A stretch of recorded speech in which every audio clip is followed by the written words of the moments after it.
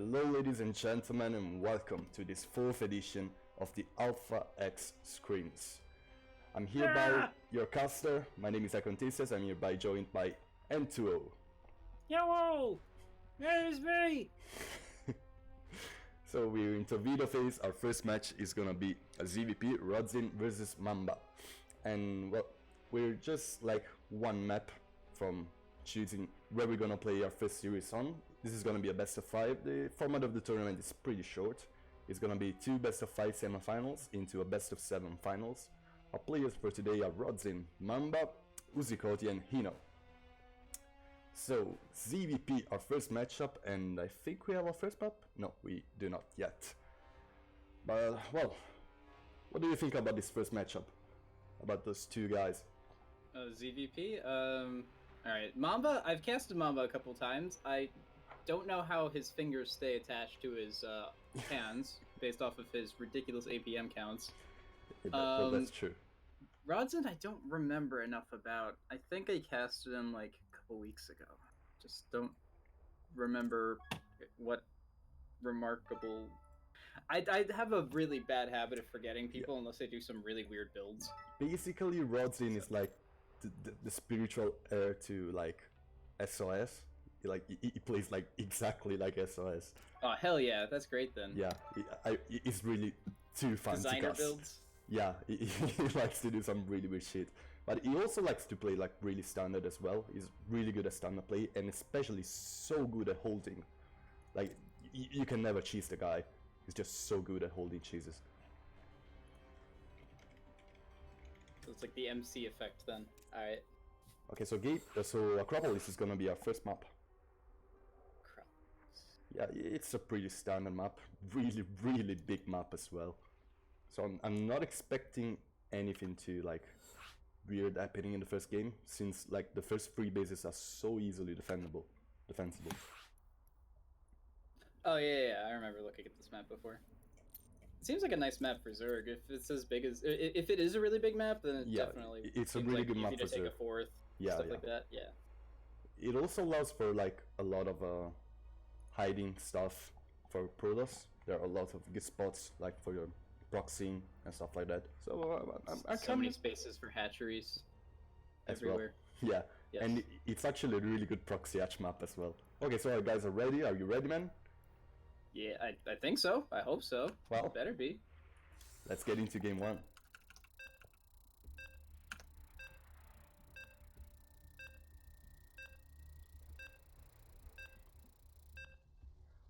Well, I actually think they're gonna play like pretty standard in the first game. I've seen Mamba do some like really weird builds, like proxy hatch and 12 pulling a lot of Protoss players.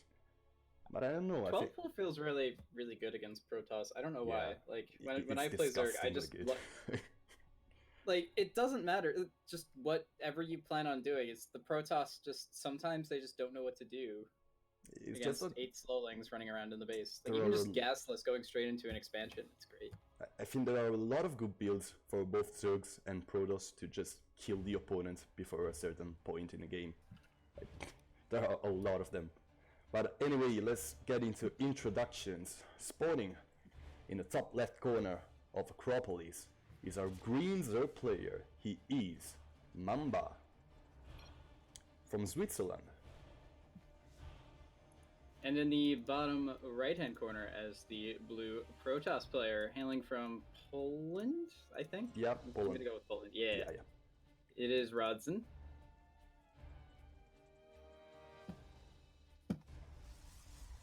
Okay. Oh, yeah, this natural rep is really easy to wall off for the Protoss too, I would imagine, right? Yeah, so that's pretty good. Yeah, it's actually really good for Terran as well, since you can like wall off with those rocks and next to the third, so it really allows from some really good 3 base plays. But when you start getting your 4th base, things start getting a little bit harder. Yeah, I mean, like, I can imagine for Terrans that pocket third is ridiculous with siege tanks and stuff, but not the matchup. Not the right matchup. Not the matchup. So. Yeah, we'll talk about this later. Yes. Okay, both players really going for something pretty standard. Rodzin going for the scout. He's not gonna see anything too cheesy coming from Mamba. Yeah. just Rodson's poking gonna a go for the little bit. Nexus before the Cyber Core. Nothing too spicy. Yeah, I think that it just like for the first map of a series on such a big map, I think it's kind of understandable as well. Yeah, and the fact is, like, it's in-house, right? You don't normally want to. If you're normally a standard player, you don't really like to cheese your friends and stuff. Okay, this is the point of the scrim. a pretty early third for Mamba as well. It's a pretty greedy play. His spawning pool isn't finished yet, and he's already going for a third base. Yeah, 20 supply is pretty. Yeah, really early. And Rodzin is gonna scout it really soon as well. Anyway, this wall from Rodzin looks a little bit weird, doesn't it? Yeah. That Cyber Core is like kind of sticking out in the middle of nowhere, even if he completes the wall. I mean, he can probably is because like he needs to put it like a little bit in the front to just have space for 9x building next to the Cyber Core, but still. I don't know, it could be a mistake. I imagine that there might be a reason for it. How long has this map been around for now? Like, probably long enough where you get the wall down. I think right? for about a month or so. Maybe a so little bit more. Normally people get their walls down after the first month, so I want to say that this is a conscious decision. I don't think Rodzin played in WCS Challenger. I think he didn't, but I think he practiced a lot anyway, so... Of course. Hello Sushi, hanging out in the chat. There's always a sushi. Okay, so target play for Rodzin. Oracle first. It's gonna try to get some damage done. Hello, yeah, it looks like Stargates recently have been pretty ubiquitous. Just as Protoss openings. And I mean, it makes sense. Having that one Oracle and the Phoenix to go and poke away at the Scouting Overlords is just a lot of utility. Especially good in like such a big map as well. Yeah. Not a lot of like deader space, but still, like you can get some really good early scouts. While with the Robo, you're a little bit like more closed in your base. Like it's more defensive. It's probably stronger overall right now. A lot of strong builds, but since both players are really going for an economic opening, I think, well, 3 drones for an Oracle. Not too shabby, I'd say. He gets the Oracle away as well. And now he transitions immediately into Robo play. Fair enough. Okay, so +1 melee for Mamba. Okay, no lair yet. I'm curious on not seeing a lair of 430. Like, it could really be dangerous against a Dark Templar play, which is probably what we're going to get, since I think this is going to be Archon drop. Well, the style that Mamba's going for, he's only got 2 workers on or he's got 3 workers on a single gas now. Yeah. He had 2 for a little while. It looks like that he's just going to go for some like +1 Baneling bus timing attack of some kind. Well, he's gonna have a lot of trouble against this. Yeah, so I mean, the lack of a lair is he's not gonna have one for a very long time, but he doesn't really plan on making it last that long. Actually, Templar Archives and no Dark Shrine, so it's like the more macro-oriented way of doing like an Archon drop, since you're like transitioning to Storm a little bit quicker, but you like don't want to get a lot of damage with Dark Templars. I think it makes sense, since with Stargate you kind of force Spore Crawlers, so you don't expect to deal a lot of damage. Actually, this could be a deny. A lot of lanes are running through the map, actually getting a big surround on the Adept and the Zealots. This is like a really good fight for Mamba. The Oracle activate the Pulsar Beams to try and deal some damage. This is not going to be a cancel. The Oracles saved the day. But well, this was kind of shaky by Rodzin. Lost a lot of units he could not have lost. Yeah, and if you look at the production tab, there's dozens of Zerglings going across the map, and +1's done this time. Yeah, and the Adept is going getting into a big concave, or a big choke point there. These Oracles are just putting in so much work, making sure that these... I like the decision of Mamba to... Yeah, I like the decision of Mamba to actually pull back, so that one of the 2 Oracles actually deactivated Pulsar Beams, but I think that the other one could still save the day. Okay, he finished its energy, Nexus is cancelled, and well, I think Mamba is satisfied with the amount of damage he's dealt, since there are Archons in his base that have been recalled actually. Were those Archons? Yeah, one of the Archons actually died. Well, big deal. Well done, my Mamba. Yeah, Mamba was more than ready for that. He saw the amount of charge lots or adepts, or just the lack of units in general with the fast third base. He knows that there's zealots that are going to be on the way, and probably an Archon drop as well, because of the lack of tech that he's seen roaming around the map. So he had 5 queens just in the main base. He was ready for it. Yeah, so I'm liking where Mamba is right now. He is really behind on tech, but he does finally have his Hydra Den down, and he's getting Groove Spines. Okay, I just had to fix, like, the stream right now. I think she should be better now. Let me know in the chat if it's better. People couldn't see the time, actually. I had to fix the thing in Streamlabs. Sorry for you see here a lot of Lings on the third base. Oh! They actually shredded through all of the charge lots. They've been doing a lot of work while you were fixing the timer and all that good stuff, but at the same time, yeah, all the Lings do end up getting melted away.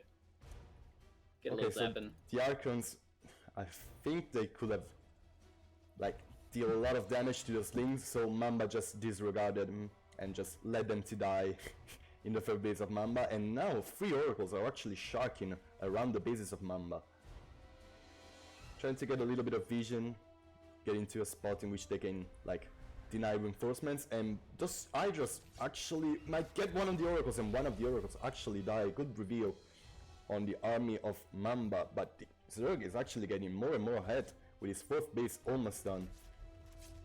Yeah, and he's finally managed to start getting some creep spread out. He was pretty behind on that originally, but now he's trying to make up for it. He's got so many queens. How many queens is this?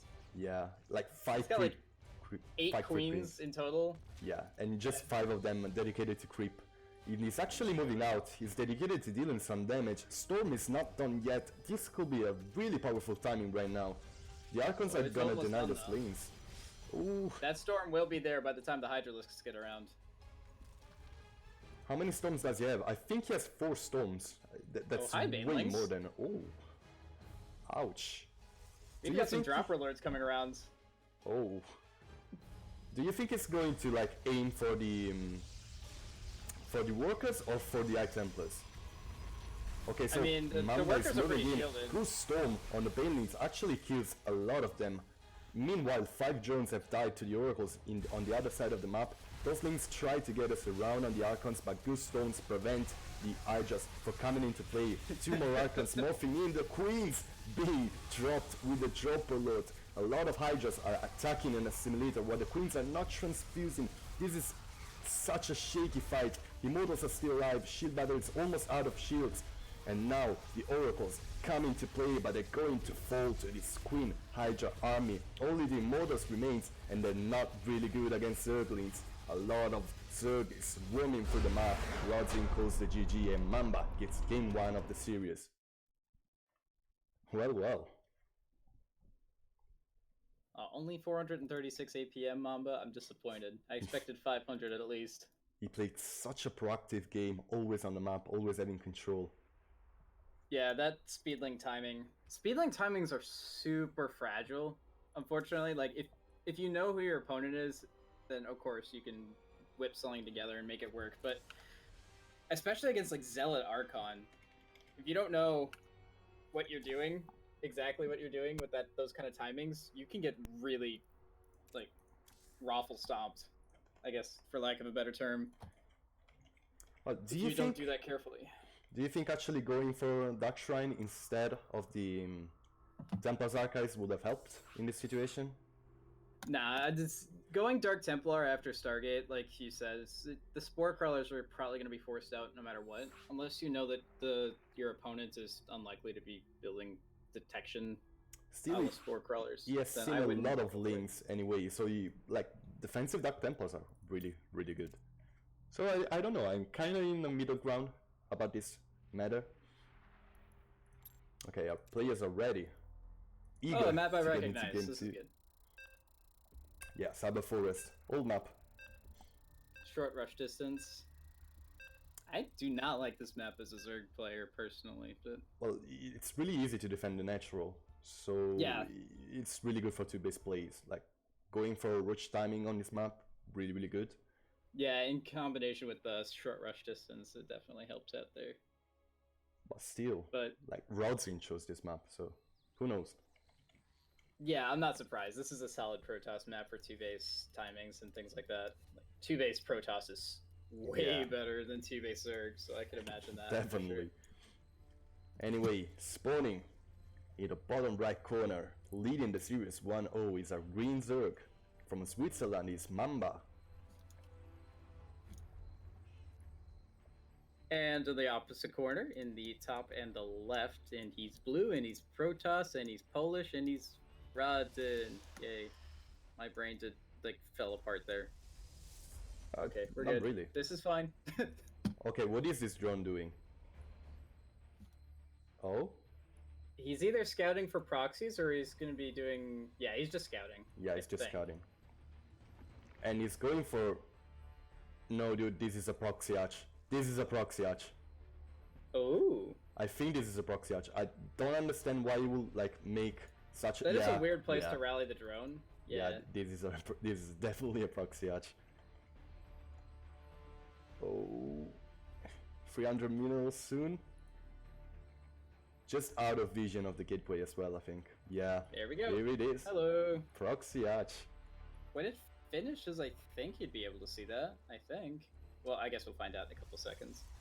And let's see if he sees that. Well, he sees that. Like, barely sees that. Hello. Unless it's like a fake or something. He's sending another drone through the map as well. So I don't think it's a fake. Yeah, 3 drones going through. This is Pork Crawlers. And well, I'm actually surprised we don't see a probe pool to actually deny this.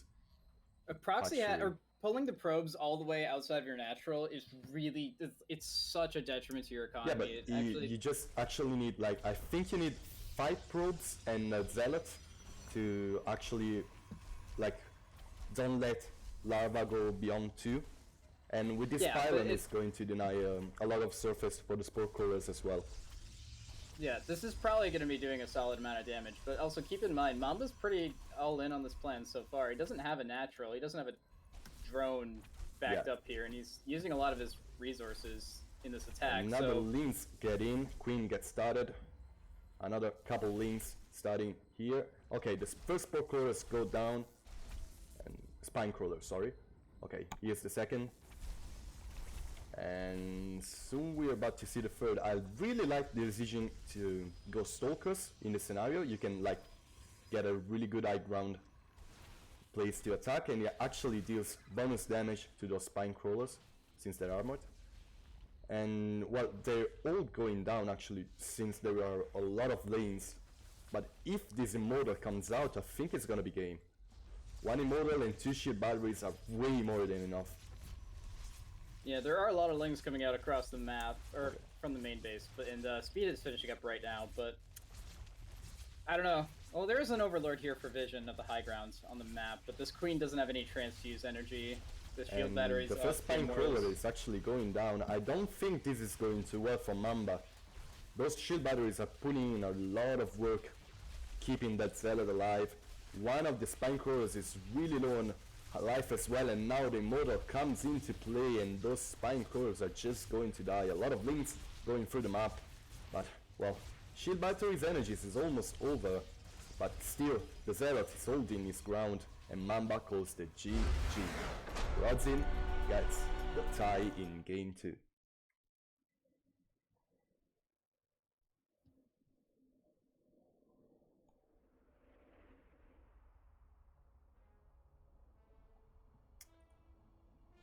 Well, told you Rodzin was good at holding. Yeah, as just going back to what you were trying to say about the whole probe pulling thing, if the hatchery is like in your main base per se, then it does make sense to pull the probes and things like that. Yeah, I think you're actually right. Yeah, I think you're actually right. Going that far out on the map means that it, like, the Zerg is economically ahead. If you pull probes to go and attack that hatchery, they can just cancel, build it at the natural, or just expand to their normal natural, or they can even just let it survive and just keep the Protoss distracted with the probes, and then you're massively ahead on economy as time goes on, as long as you know how to play it correctly. Yeah. Well, I think it was a slightly misplay by Mamba, like making that archery invasion of the gateway, like making a little bit more behind would have probably helped. Yeah, and that pylon on the low ground for Rodzen just ensured that the queen had nowhere to sit. Yeah. Really, so the Zealots, or there was a tiny little portion between the hatchery and where the ramp was, where the queen could have just nestled itself, and the Zealots wouldn't have been able to get a decent surround on it. And it was 2 hexes wide, so that meant that the spine crawlers could just go in there and sit in there as well with similar lack of concave or lack of surrounding by the Zealots. Same principle. Words. Explanations. I can talk, I promise. Words. Okay. Words. Okay, our players are ready. Game 3 is about to start on Kairos Junction. Okay, so actually my resolution is wrong, just like GSL. So, do you feel Korean yet? Well, everything's in English right now on your screen. Yeah, but just you gotta get all the Korean voice lines and everything like that. No, just the resolution getting wrong, like GSL does. I think they did like GSL versus the world. They had resolutions wrong for the whole tournament, and you couldn't see the time, like for all the tournament. It was pretty weird. Oof. Anyway, spawning in the top left corner of Kairos Junction, one of the most standard maps around, is a red Zerg, switching colors this time. It is Mamba. And at the bottom right hand corner of the map is our blue Protoss player. The pole toss is Rodzen.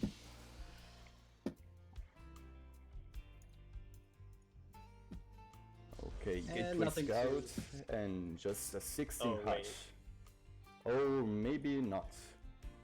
Well, Kairos Junction is... No. Oh, this is a hatch in natural. This is a really big deal. Like, hatch into console, into Evo chamber, into just get away with it. Yeah, he could try an Evo trick. There is a slight chance as well, though, that the probe didn't see the drone go across the map. He could be on high alert here. And be very worried about this drone and overreact to it. Well, he doesn't see the spawning pool. Yeah. Yeah. That should... here it is. Game paused. He's got to pull out... He's got to go through his notebook of strategies. He's got to pull out ones for the Evo trick. Like, this is a really common star killer build. I think he does like once every 2 games versus Protoss. Like, he really loves this build. I remember I used to do this all the time because I saw Rootcast do it once. I'm so proud that I finally nailed it in Gold League. Yeah, this is powerful, to be honest. Like, really powerful. Have you seen, like, Dark versus Hurricane? GSL semifinals? Probably not. I don't... if it was remotely recently, then probably not. Like, Hurricane wasn't relevant at all when I was last looking at StarCraft games, so probably not. Yeah, he, like, did this build, like, twice, and it has been so much obnoxious for Hurricane. He wasn't able to, like, get into a 2-base play, like, never. All the series has been only Dark being ahead the whole time because of this arch block. Yeah, it's definitely frustrating to play against, and if you're good against a Protoss on 1 base, then of course this is just the dream because you're forcing the Protoss to be on 1 base, and it's beautiful. Actually, the thing that I really like about this is you're forced to make another pylon, which ends up being like a waste of 100 minerals, since you could have just had the Nexus, and then you get the wall off done a little bit later, and you are kind of like or forced to like place your tech building in the wall, or just like having a bit of a later wall so you can get 6 links in and try and deal some damage. But still, the Adept is out, so... Like, if you're trying to be a macro-oriented Protoss, this doesn't feel good. It forces you to go, like, along a timing-oriented route, or do something that's more tech-heavy because of the fact that you need to put the Cybercore out there. before the Nexus, because that's the only choice that you really have. Okay, so both the Zealot and the Adept are trying to get some damage done. Good surround on the Adept. He's still getting out, scouting the gas count. Good catch by Mamba that saves. Okay, one drone actually falls, and one gets saved by the Spore Trick. And well, Mamba not getting a third base yet, but he's not collecting a lot of gas, so I think he's still going for a macro build anyway. Yeah, he's going to be trying to play safe right now because, again, the Evo trick means that the Protoss is going to probably try and be more aggressive or do some timing-oriented attack because that's the way that the tech lines up. They can't expand as quickly as they would like. So he's playing it safe, which is good because otherwise Rodzin could just say, oh, hey, there's a third base, and then just slam down 4 gateways and then just Twilight and just call it a day. And so this Mamba drone hiding over here in the lower side of the map, waiting for the Adept and the Probe to go away to get a third base, and the poor thing is going to fall to this Adept. One drone and a dream.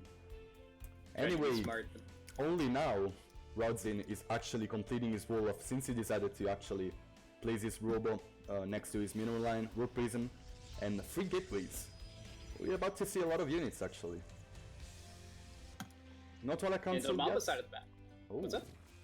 Watch Warren. Not all accounts yet for Rodzin though. So I was about to say, he's only got 1 gas. He wants to get extra extractors down, Mamba does. If he's going to go for a Roach style build, because Roaches by themselves don't do much anymore. It's not how Roach builds work nowadays. The third base of Mamba is so late, I actually think he's going to use it for Larva and not much else. Yeah, it's... The Larry is almost gone as well. Has Mamba got a lot of scouting down? Yeah, Mamba has had 2 overloads in the base of Rodzin like forever, and now he sees all of those gateways. So that means that he's confirmed that there's no Twilight or anything like that. I think we're about to see the Soul Train, dude. It's been a long time since I've seen a Soul Train work. I really like seeing the Soul Train. Okay, seeing a Sentry Bank. This feels weird, man. This is some Wings of Liberty stuff right here. Yeah. Well, here it comes. There's no 3-gate Robo, but it's... there's no Immortals as well, but there's a lot of Stalkers to replace like the absence of Immortals.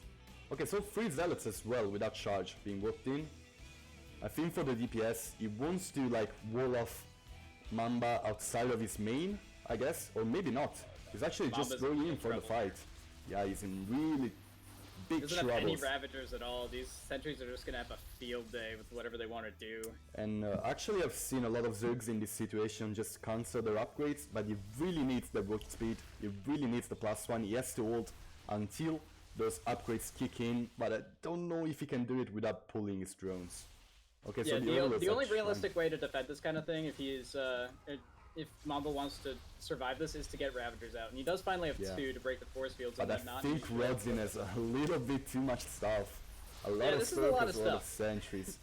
Just 9 Roaches in production for Mamba, but he's going to lose basically everything. Oh, actually really, really good buys are saving the day. The Warp Prism is still alive, and that is going to be the main problem of our Zerg player.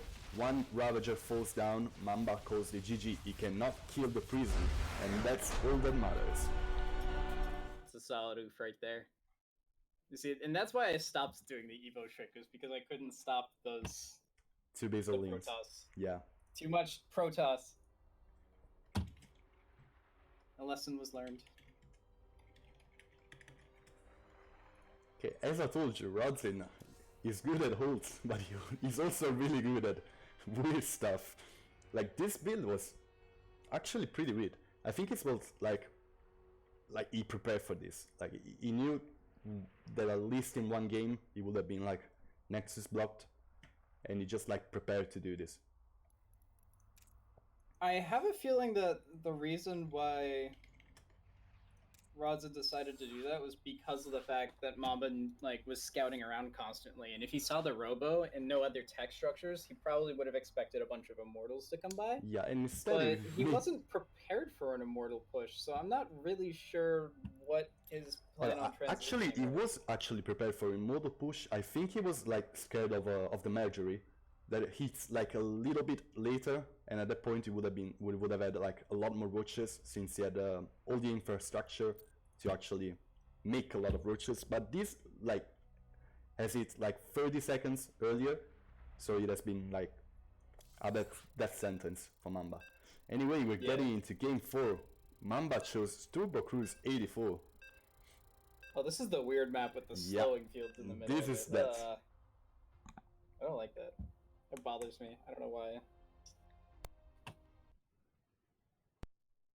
I'm really surprised actually Mamba chose this map, since I think this is such a bad served map. But anyway, he switches back to green. He spawns in the bottom left corner of Turbo Cruise 84, chosen by himself. Lagging behind 1 point in this series, trying to tidy it up. He is Mamba. Extractor first. Ooh. And in the top right hand corner with the nice happy little pylon on the natural. Stark contrast from Gas on 13 or whatever that was from Mamba. He's blue, he's Protoss, and he's Polish, he is Rodson. Okay. This is a 13-12. Oh, ooh. Alright. I like this. I like where this is going. This is going to get scouted by Rodson, but still is not going to get instantly scouted, since this probe is gonna be slowed down so much by those fields. How they are called? Inhibitor zones. Okay. Mamba was about to blow my mind because I thought that he was going to go for double gas and go for some weird Ravager timing, but no. That's a ZVT build. So. That was gonna like. He's really good against cannons. Really confused. Like he holds cannons really well. Okay, so this is a link brush, just a link flood, just a lot of links. Drones pull off of gas. Rodzin knows what's happening, and well, this is really powerful. Yeah, and he doesn't have a wall off necessarily, and he's put the pylon on the low ground, and when you put the pylon on the low ground, then you have a... Yeah, in this scenario, it's actually better to have a wall off in the high ground, but, well, in all other scenarios, it's better to have the pylon in the high ground, so... This could also, well, he's not getting gas. I really like to see, like, the drop a load link rush, as seen doing by No Regrets, but... We're not gonna see it this time. Well, there's an Overlord around here, so if he feels like the wall off is too intimidating, he might try and transition into something like that. He is also expanding at the same time, though, so this is mostly just a stalling tactic, trying to do some harassments. Well, forcing Rodzin to do some awkward stuff. Yeah. And Rodzin is actually not expanding. I really like this. A lot of mind games going on. Okay, the Zealot is going to fall. Mamba sees the natural, so he's not too concerned there. Yeah. Oh, Mamba's already got third base up too. Wow. Wow, Rodzin is going to scout this hole. Good for him to send a probe. There's no natch. Yeah, I'm surprised. I was like wondering what his probe was doing outside of his base, like going around, and now I know what. Really good scout by Rodzin. This was a miracle scout actually. I think Mamba has a pretty good advantage, but still not that great. He doesn't have queens, and now 2 adepts are going into his base. If he can get away with this third base finishing and not take too much economic damage from these adepts, I think that he pulls really far ahead here. But that's a big if, I think.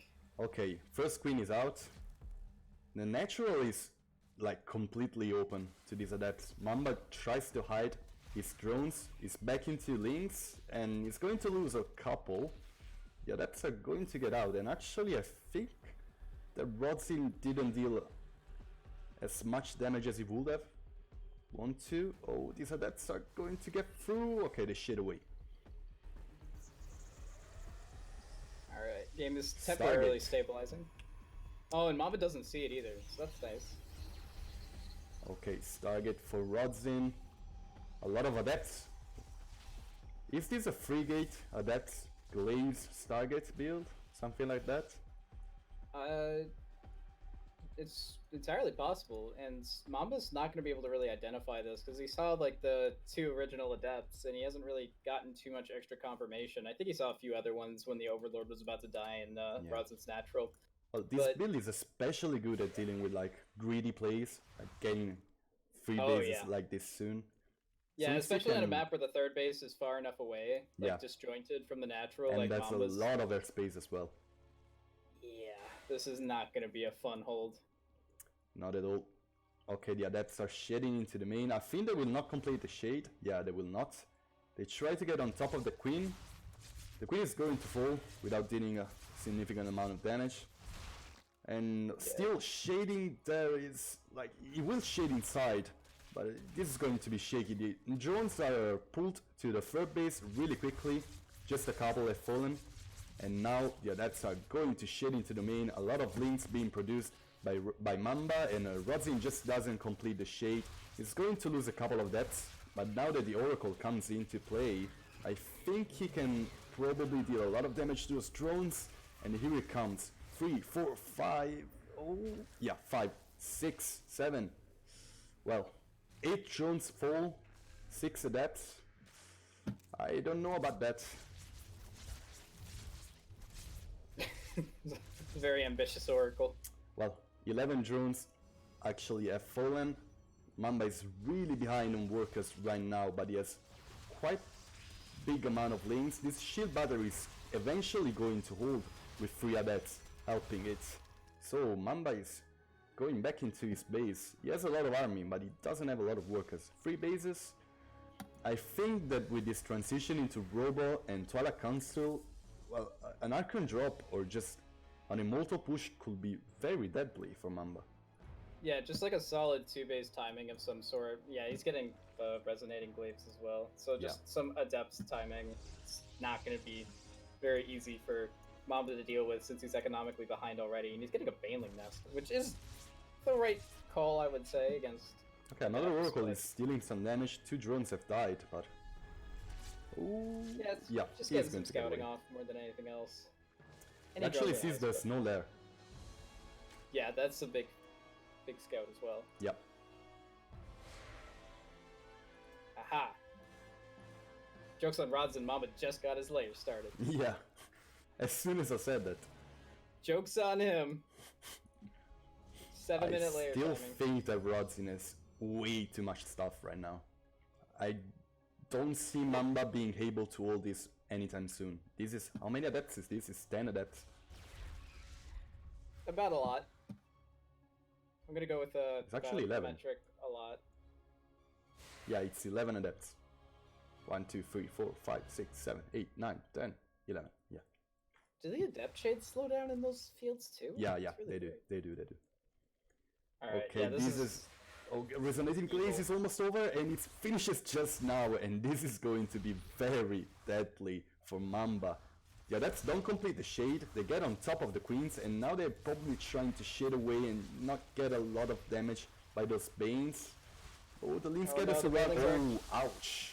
This was a good bailing connection, but still, a lot of adepts survive, and those links are not going to do a lot against Resonating Glaives. Big surround going on, but the adepts are going to shade into the main once again. Good drone dance done by Mamba, and I think these adepts once again haven't dealt quite enough damage as he wanted to deal with them, and I think the Mamba right now is in a pretty not bad spot. He doesn't have a lot of army, he has a lot of workers though this time. And well, I don't like him moving out in this scenario with the Warp Prism out. He wants to kill the Prism. Oh, if the Prism doesn't die, this is going to be the end of Mamba. He's really behind in supply right now, and this is a lot of Glaive Adepts.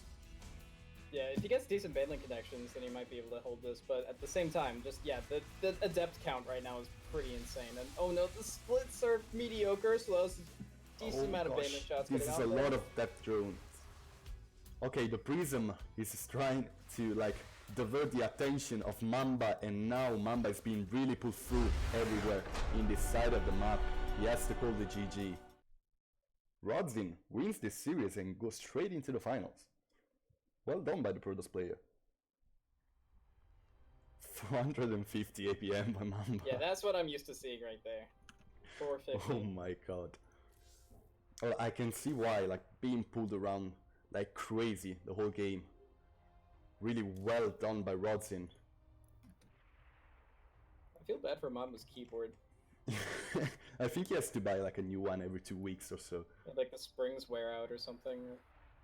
Okay, Uzi's actually in a game right now, so we're going to wait for him to finish his game. And actually, I'd like to take this moment to talk about our sponsors a little bit. Guys, without our sponsors, like, nothing of this will happen anytime. Like, we're really grateful for them, and in particular in this case, I want to talk about 24-Hour Fitness, one of our like sponsors that come from a long while ago. And well, they've been around for 30 years. Actually, they have 440 locations throughout all of the North American territory. So if you live in NA, if you want to go to the gym, if you like find yourself like at 1 AM in the night, you're not really sleepy, you don't know what to do, you just want to work out, you can go there. Or actually my stuff is falling off, and well, it's really great to have a place that is open 24 hours a day. You can have the membership for all the location in all of the NA, cardio machines, studio classes, personal trainers, all at your service. So big shout out to 24-Hour Fitness, and I really advise, if you're in NA, to just get your membership and start working out. So Uzikotti is still in the game. I'm inviting Hino first. Actually, we got 2 Frenchmen to go at it. Yeah. That's nice. This could be interesting. What race is Hino again? Sorry? Oh, he's a Zerg. Okay, I forgot what race he was. I wanted to say it was a Terran for some reason. I think it's like 6K or so. Yeah, it's 5,900. So yeah, almost. But... Okay, Rodzin left the party. We're just waiting for Uzi.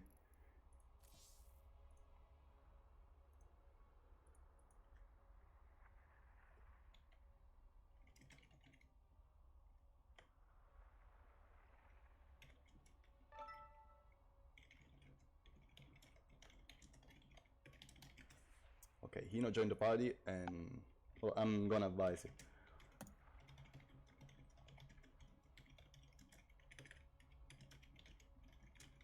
Yeah, Uzi is the kind of guy that, oh, I have a tournament at 3 PM, let me start a ladder game at 3:30.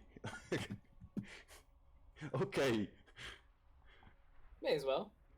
Yeah, why not? Yeah, it'll be great. It'll be fresh out of his ladder game, and he'll just go into the next one. It's like tournaments are basically just glorified ladder games, right? So. Or monetized ladder games. Depends yeah.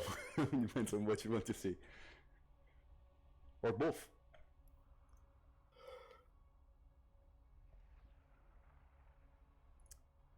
Yeah, so this is going to be a ZVT best of 5.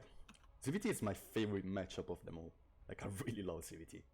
It is the classic matchup. Yeah, it's just like a fine old wine. You know, it never gets bad. It's got a balance to it. Like, if you want to show somebody what StarCraft is all about, yeah, you show him TVZ is the poster child for like what kind of matchup is generally considered like. You could do something during pretty much every phase of the game, and yeah, I mean, it's not like it's perfectly balanced through each and every stage of the game, but it's very flashy though.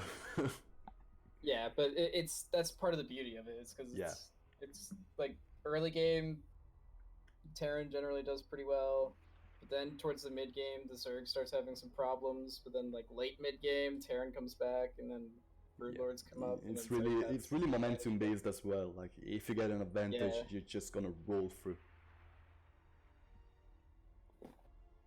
And actually, what I really like of this matchup lately, okay, so let's put things straight. I was like 70% win rate at ZVT. New season came, right now I'm a 30% win rate in this matchup as a Zerg. So I'm not faring too well in CBT right now. But still, like the amount of variety this matchup has right now, I think it never was this varied. Like a lot of builds are actually really valuable. We've seen a lot of Muda plays come back. Like 2-base Mudas are really strong right now. We've seen a lot. Mudas, yeah, Starkiller loves that build, and I really love Starkiller's builds. So pretty biased.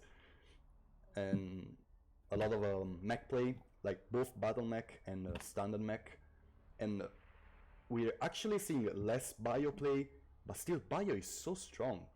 Like whenever a player goes bio right now, it just feels, oh gosh, he's going bio. I didn't play against bio for the past 2 weeks, and yeah, they just but win. bio's one of those. Bio is one of those things where if you're not very good at bio, then you are not good at all at bio, or like you can't be like mediocre with it. Or wait, no. I'm very tired. Sorry. All right. I don't know what I was saying. All right, let's restart. Rewind. Okay. Bio is weird in the sense that you can be probably the best player in the world no matter what you do with bio. Like mech has its limitations. But I think it was, I can't remember if it was which part of the Tastosis combo it was, but one of them had said like, and I agree with it. Bio is probably, or Bioterran is probably the best race out of everything. The best? Sorry, world. the best? The best race. Like, yeah. If somebody could theoretically play perfectly and never make a mistake, Terran would win every game.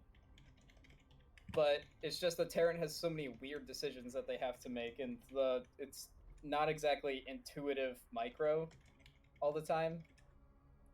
That's what keeps Terran players at bit, or like that's what keeps Terran from being too powerful, is because it's a lot of manual override. You have to manually do the drops. You have to manually split the units all the time. You have to make sure that your stutter step is on par. You have to clear the creep spread. You have to make sure your production is working. And when you have 8 barracks, that's kind of difficult sometimes. But yeah, if you're not used to playing against bio as a Zerg, it really sucks when all of a sudden you have to get your Banelings up and running again. Or your Hydraling plays that you're not adjusted to anymore.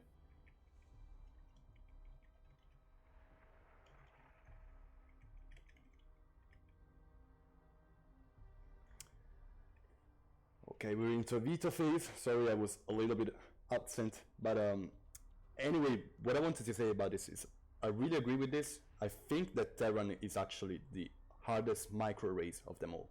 Like, you have to be so much on point with everything you do, but still, I think that Terran is the race with the highest potential.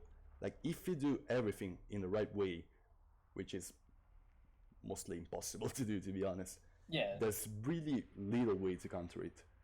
Like, it's a really punishing race to play against.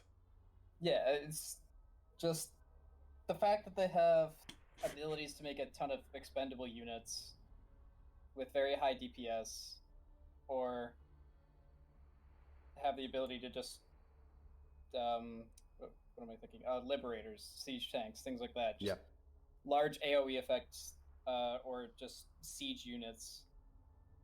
At the same time as having a decent ground army that's highly mobile, it's hard to deal with. If somebody is just really hard to deal with. If somebody's just a micro god, it's impossible. Have you seen the banter between those two guys in the chat? Oh, it's beautiful. Okay, so I'm just going to show it. Bird of the Sorry about profanity. Usikoli decided to ban Bird of the Lightning, and you know, readily answered, "I'm tired of your shit, Uzi." Those two guys go a long way back. And we're playing on Acropolis first. Alright. Once again, people are really starting to like this map. It's like a bigger Kairos Junction. They're really similar.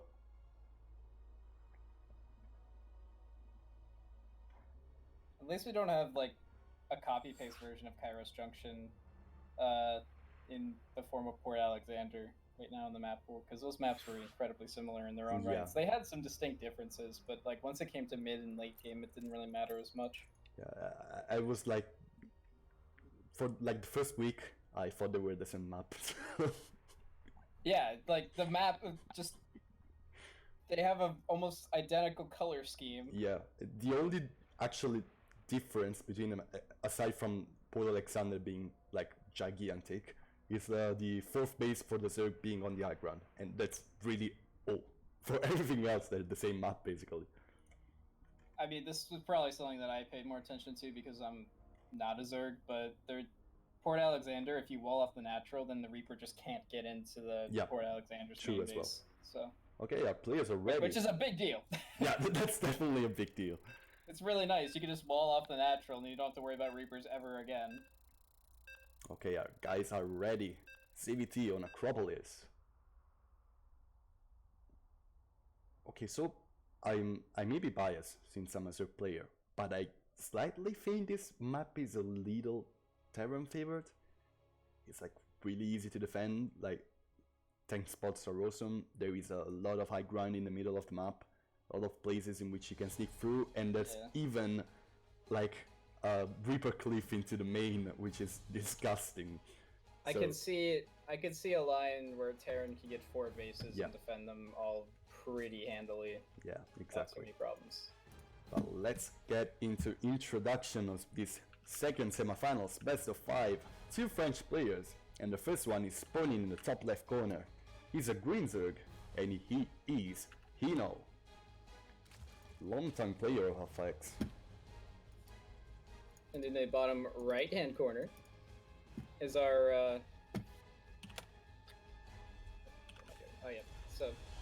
it's our resident Reaper expert. Let's see if he does some Reapers. It'd be nice. Also hailing from France, as the Red Terran, it is Uzi Cody. Uzi Cody. That Cody. One. I have no clue what that means, but it must mean something. Okay, what I really like about ZVT is that like the best way to open for both players is just going standard. Like there are very little cheese that are worth it. You can go through Rax Reapers, you can go for Rax Proxy, well, Bunker Rush, but all of those beats, like you instantly die if you get scouted. That's the... Dude, I love me a T-Rex Bunker Rush. I haven't played much since the days of Maru. Like Maru was starting to Maru had fell flat because people finally understood how to counter the T-Rexes and stuff, because it's like, well, if he's gonna do this every single game, then eventually I'm gonna learn how to stop or counter it. So I was doing a lot of T-Rex Bunker Rushes against Zergs myself, and then I don't know. I had a build before they nerfed the battle cruisers, where it was just T-Rex and just rush PCs. It's just still really good, but it's more like a macro build in which like you're not too committed. It's just one starport. It's still really good. Anyway, the spawning pool location for Hino is a little bit weird. Do you think it's a mistake or? I've seen so many weird spawning pool locations for Zerg at this point. Like, I remember people always saying it's like you have to have the spawning pool in the back of your base so that the Reaper can't get around your bases easily. But then sometimes I'll see the spawning pool like right up in front and center of the main base. Sometimes I'll just see it off to the side, not doing anything too important, like he knows this right now. I don't know anymore. It's been too long since I've played Zerg seriously. Oh, what just happened? I think that Hino pressed the wrong button. This is why we learned the hotkeys to the menu, folks. Don't trust the mouse. Nope. Pause break for pause. Oh, he dropped. What? That fast? Oh, you can resume from replay. It's only like 2.5 minutes in. There wasn't any engagements, but if they want to resume from 2:30, then sure. Actually, I think you have to do this. I do? Because of game art. I'm not too sure. I just never done this before. I have to be honest. I don't think I have the. Do I? I think I have the replay for this. Yeah, you have to go into. Yeah, so we all have to go into the replay together, and then. I'll make you party leader for this, because if I have game art in the settings, I don't think I can resume from replay myself. I think you have to do it with the default thing.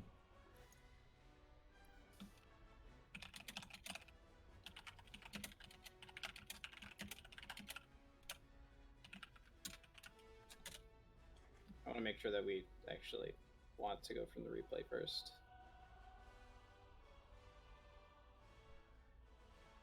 All right.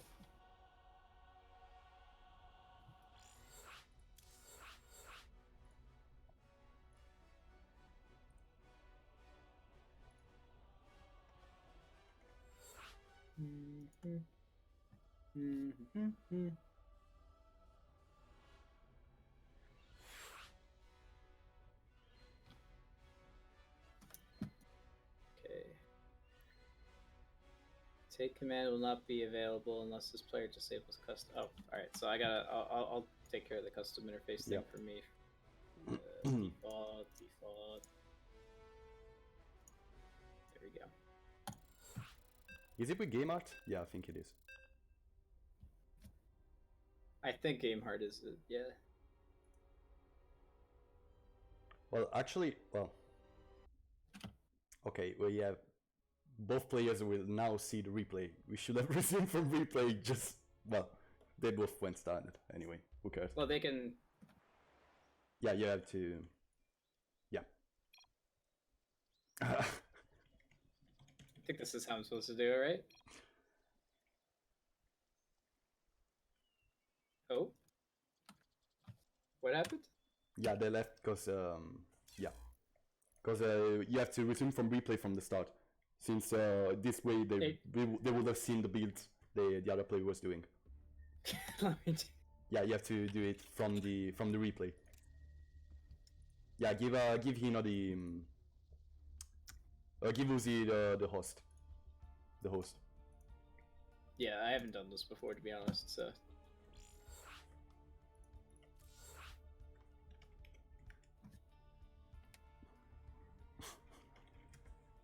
I was just because this is.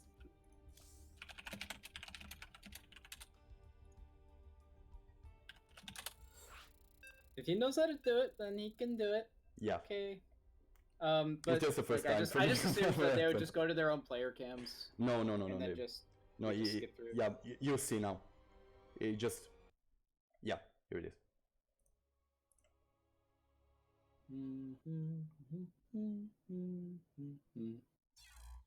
Yeah, it recovers from the point in which the game started. How the hell does this happen? I've never seen this before. Yeah, I'm not too sure about how to do it, but it just never happened to me, so I just thought, okay, just don't learn it. And now I will probably have to learn it for the next time.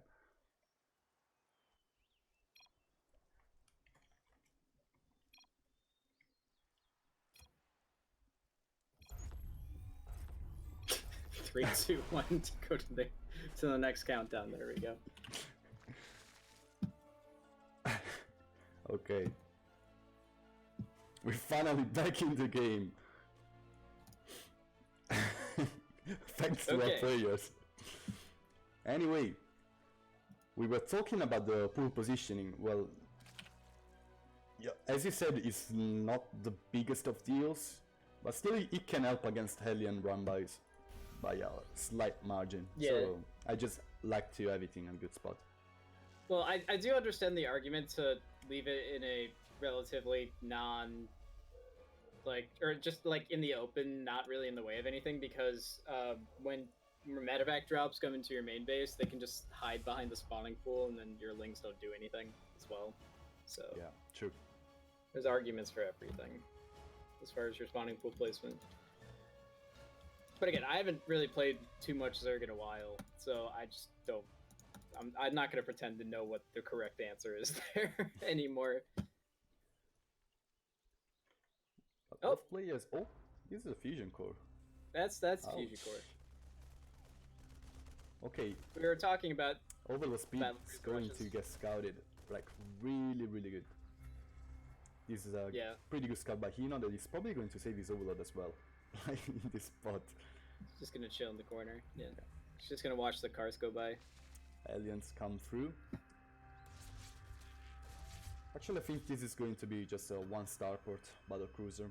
It doesn't need to have 2 starports and try to deal a lot of damage. Oh, the reverb is the problem from the mic. Yeah, it's just because the hiccup. Let me fix this after the game. Anyway, those aliens are trying to like deal a bit of damage, force some units so that the battlecruiser can get a easier life dealing some damage. They're just going to get shoot away. Trying to get 1 queen doesn't really deal enough damage for it to do it. 4 sport crawlers started by Hino. Yeah, he's going to be prepared for the battlecruiser. I think he's going to be a little over-prepared. You're never prepared for the battlecruisers. There's no weapon refit being researched, so... There's some SCVs going across the map. You literally just said it. Weapon refit just started. Oh, goddamn it. Alright, well, that takes a while. That takes like 90 seconds or something, right? So... Yeah, it takes. I think it takes more than 90 seconds actually. I think they patched it to like take 100 and something. Like 110 now or something. Yeah. So. I think it's 107 to be like super. Oh god. Okay. Okay, the battle I didn't realize he got an armory. Position. Oh yeah, you get an armory. Yeah, this is really standard as far as battlecruisers rush go. Pretty powerful build as well. But the queens are just slightly out of transfuses right now. Most of the army of Uzi is going to get shoot away, and I don't think our Terran players dealt enough damage to actually justify a transition right now. The SCVs are under fire right now as well. The battlecruiser is going to get away off creep. The queens do not fare really well, but right now Uzi Cody must have a plan to transition into something. Okay, he's researching vehicle plating. And he's probably going to get a third base soon as well. The battlecruiser is just poking a little bit around. I really like that actually Hino has kept injecting his bases while defending this with queens, and he's getting now a 4th base as well. I think that overall with this lair started, 5 extractors, 2 evo chambers, I think that Hino is in a pretty fantastic spot right now. Already going +1 ranged and +1 carapace, 11 drones going in. There is something to note though, at the same time. Like, until those drones just popped out now, Uzi was like tied on worker count. Yeah. And he's got his 3rd base that's going to be floating over to the pocket location at the moment. So it will be a 4-base Zerg versus a 3-base Terran, and really 3-base mech player is a scary mech player.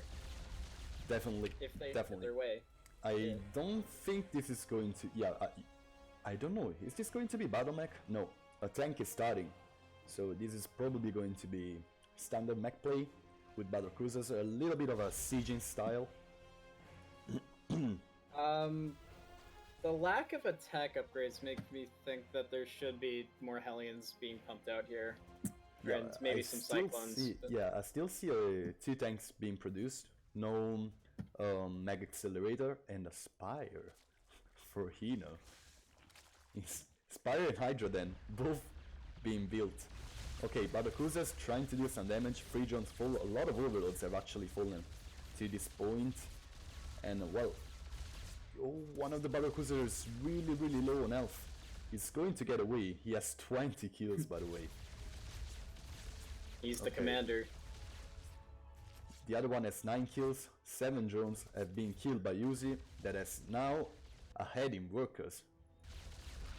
Alright, Hino's just gonna pump out a bunch of corruptors. He's tired of these battle cruisers. Oh gosh, this has not been cancelled.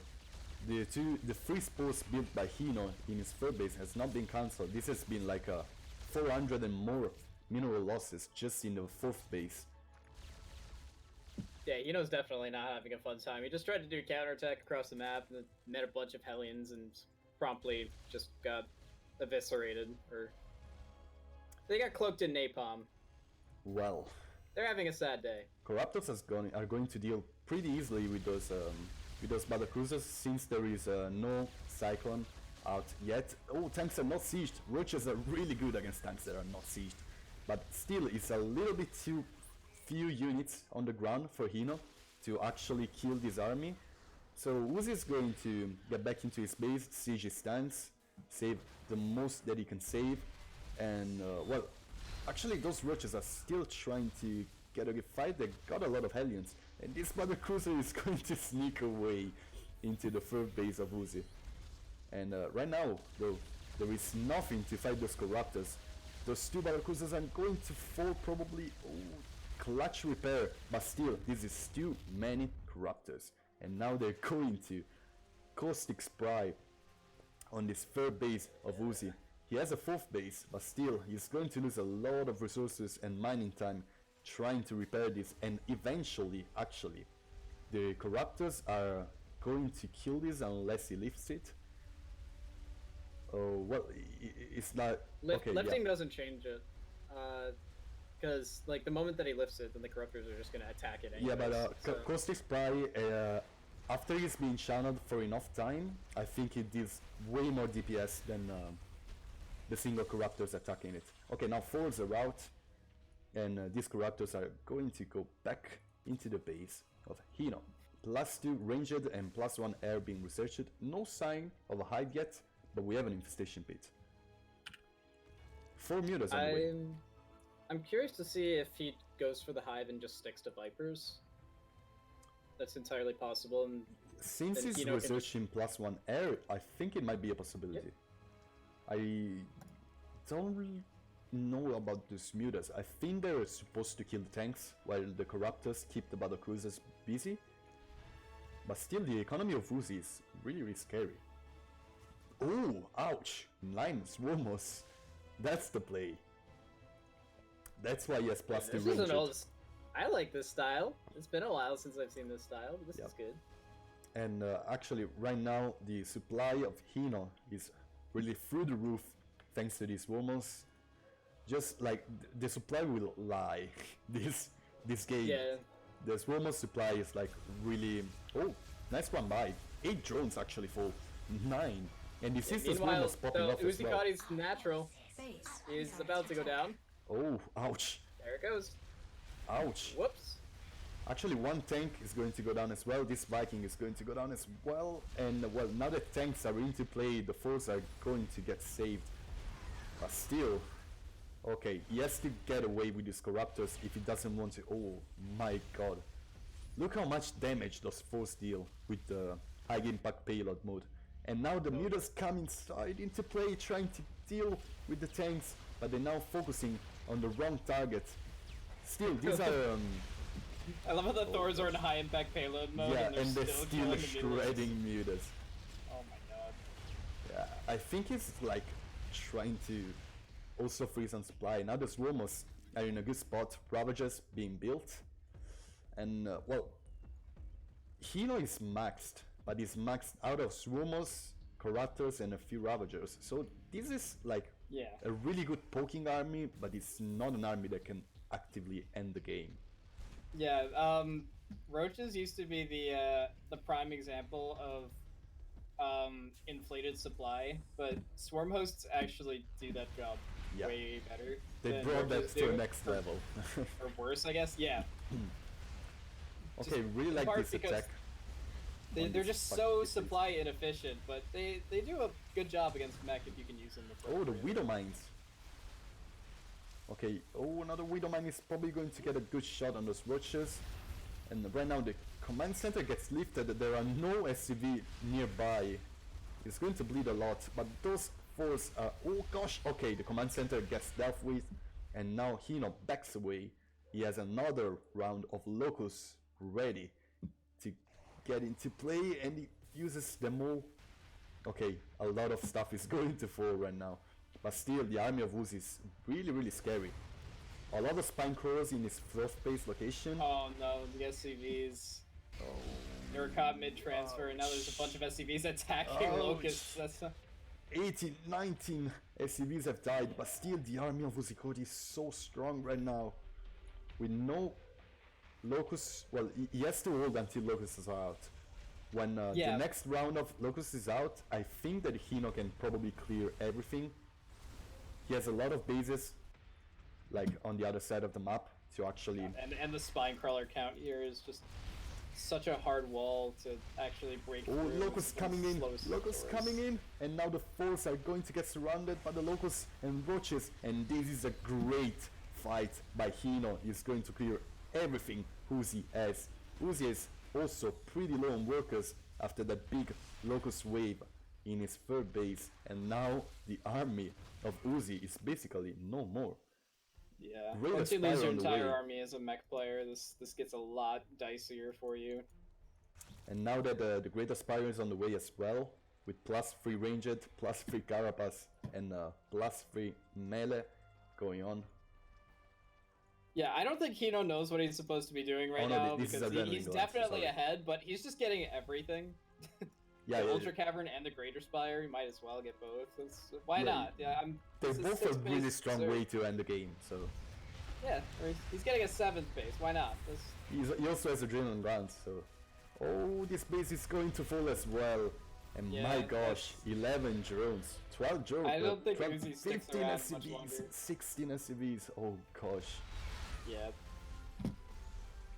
Uzi's just hoping for some kind of massive mistake to come out from Hino, which does happen from time to time. The mechs can do some really punishing things if they catch units out of position. He's still in a really good defensive position anyway. You can't really move into this army.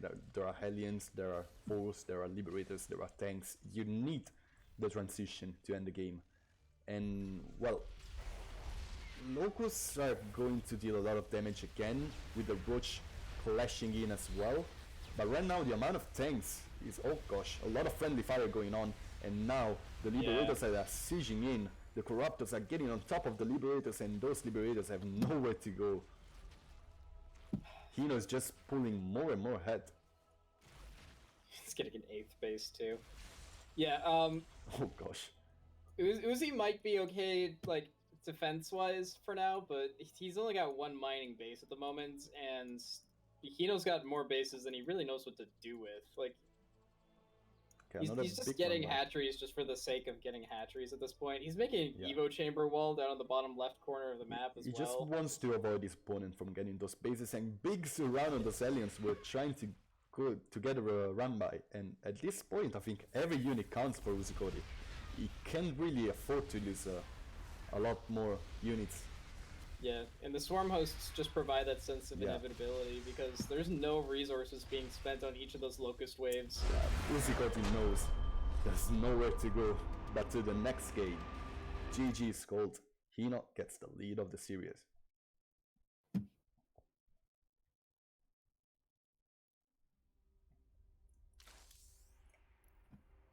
Okay, let's get into game 2.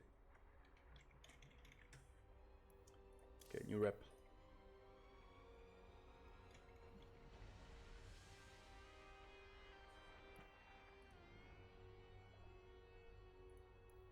Is he going to do it? Or is he going to give me the party host again?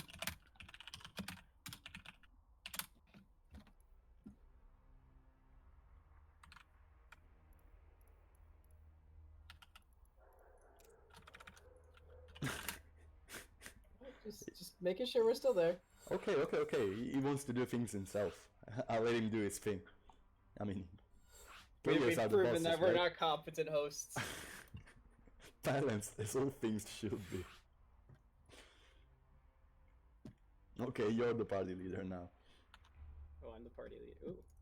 Well, no, Uzi is still the host. I do not deserve the crown. You're the crown. Although I'm gonna be a referee. Oh, I'm the host. Okay. Uzi's the host. Oh, you're the host.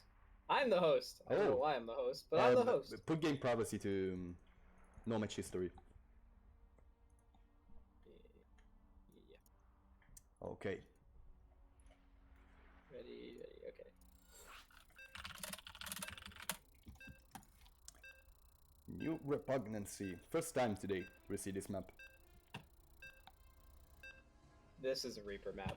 If we're gonna see Reapers at all today, this is a all things Terran map.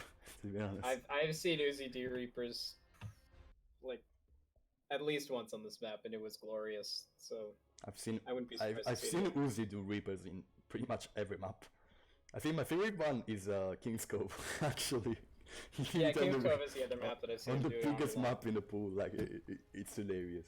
But anyway, spawning in the top right corner of New Repugnancy as the Red Terran. He's from France. He is the former party leader, Uzi Cody. And in the bottom left, taking over game 1 in a very slow and steady fashion. He is also French, and he's a green Zerg. And he's, looking really strong in the first game. Yeah, I think you were right all along, my man. Byrex in the low ground. Yep, okay. This is Reaper. He's on gas first as well. Yeah, he's up to nonsense. Yeah. This is Reapers. 100%. And I've got a replay base. Yeah. I have a couple if you want them. What? Nah. I don't know. This could be a concussive shells rush, Nah. This is Reapers, man. Yep. This is Reapers. Nah, it's concussive shells. You say it's concussive shells? Oh, for sure. On this half of the map? I still think it's Reaper. I think that if he wanted to go for concussive shells, he probably would have had like one barracks less. Yeah, it's Reaper, man. Yes, it's Reapers. Yeah, he would have had the second gas as well. Sorry, you'll pick up on more sarcasm one day or another. It's okay.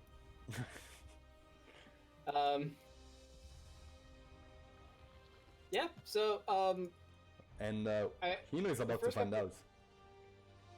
Yeah, I'm sure that he knows what's going on the moment that he sees 2 barracks on the low ground. There's not much Here it is. to be left into the imagination. No, there is not. Imagine that. Actually, Sushi just brought in the chat, you don't do concussive shells this early in the game versus Zerg. And I think there is... Yeah, I think that overall is not a good idea, but there is still some people that like to proxy to barracks like over that here. was me trying to be sarcastic while I'm incredibly tired, so it just sounded way too deadpan, nonchalant, whatever word you want to use to describe it. Okay. Or maybe it's me, huh? No. Apparently Sushi didn't catch on either, so... Well, it will probably still be my fault. But anyway, now... he's preparing for this, getting a spine crawler in his natural, but the Reaper production is getting pretty strong. 3 at a time right now, probably going to be 4 at a time really soon, and it's now trying to mass the Reapers to try and get into the main from this spot. And the Queens are just trying to avoid them getting into the natural, but still there are so many cleats. Okay. A bit of good damage dealt over here. Good micro on the Reapers to try and save them. And now he gets into the main. Oh, quite almost this round for Reapers. I think he has to get a little bit away. He's still like chipping away at those queens. And now that he gets away, the Reaper count is getting through the roof. Yep, and there's the eBay. We're gonna get some +1 Reapers. Yeah. Pretty great. I've never seen Uzi lose with this build, so I'm curious to see, like, if Hino can... It seemed like a Euthermal doing it yesterday in WCS, and he lost. So, he did it on Turbo Cruise. Is it the same style build? Is it like this nonsense triple reactor? Really? Yeah, it's the same. Whoa. I think he had like 4 racks at a point, like he was making 11 Reapers at a time. And he had like +1, but 11 at a time. Oh, so he's like on 6 racks then. Jesus Christ. Yeah, but he did like a lot of mistakes. Like he lost all these Reapers like 4 times to just leave. Doesn't sound like you thermal. Yeah, he was like a little bit frustrated. He's the Reaper King. Yeah, I know. You just go watch the game. I think it was like against the Laser or Lambo. Maybe against Lambo. Yeah, it was against Lambo. Alright, well, we do see the Baneling Nest coming out for Hino. If he gets us around on those Reapers and they don't throw it. Oh gosh, Hino's sending a lot of things for the map. Mines. Oh, he's actually going on a counterattack. He's just, oh gosh, this is a not putting up with this at all. That's 13 Banelings. That's beyond a Baneling bust. That's just. this is a, I don't know. How do you call it? Zerg angry build. I don't know. Okay. I really like it. Let's call it like this from now on. And now the screens are really good position, but +1 is almost kicking in, and these Reapers are already dealing a lot of damage. Oh gosh, look at those Banelings. So many. Yeah, these Reapers don't really have a good way to answer all of this. Oh gosh. Well, they're still really fast, and they good focus spy with those Reapers. And overall really good micro by Uzi. The clashes from both sides on top of these links and Banes. Still 16 more links on the way. Hino kinda forced Uzi Cody to send his Reapers back home, and now he has 3 bases.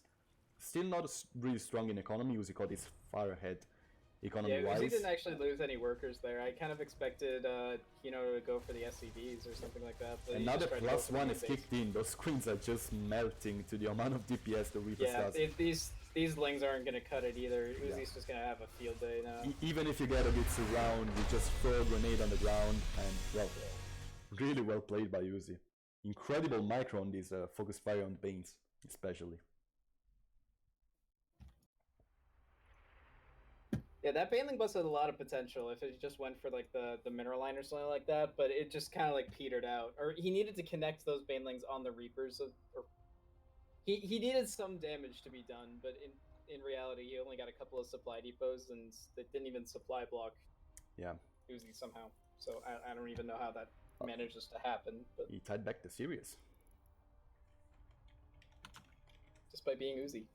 Yeah.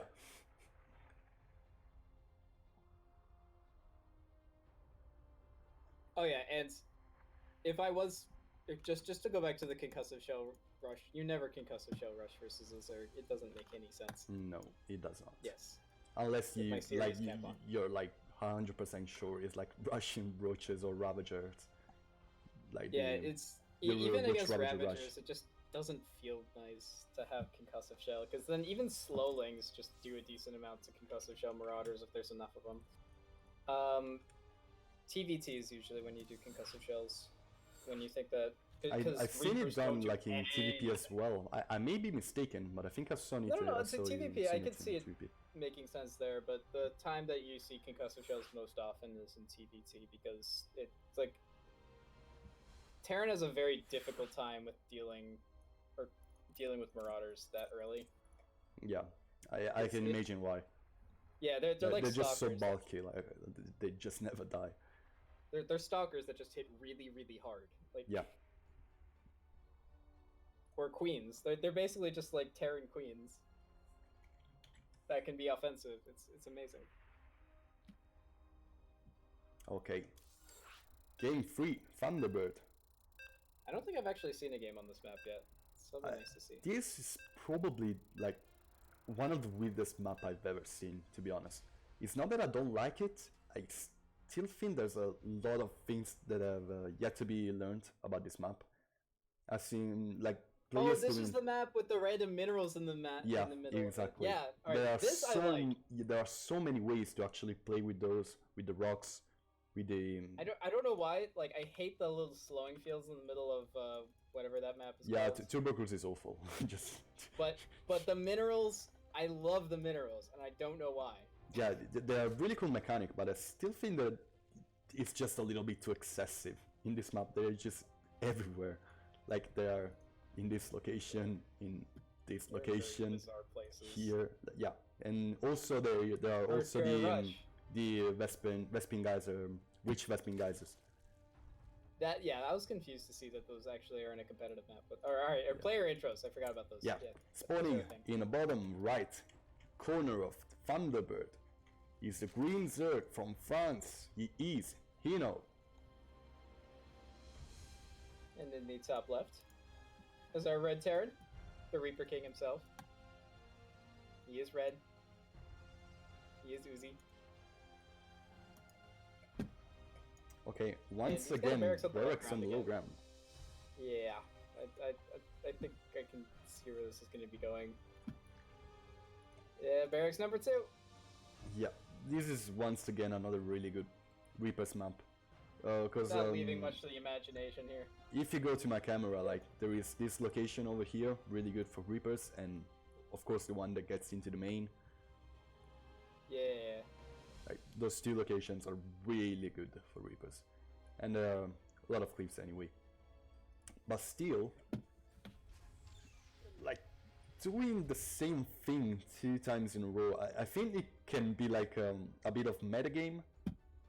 Like you trick the opponent into thinking, oh, of course I'm not doing the same build twice. Do you think I'm stupid? And then you do it. Well, it's Uzi's bread and butter. It's like if you are Haas, well, people know what they're up against. Just do it anyway. Yeah.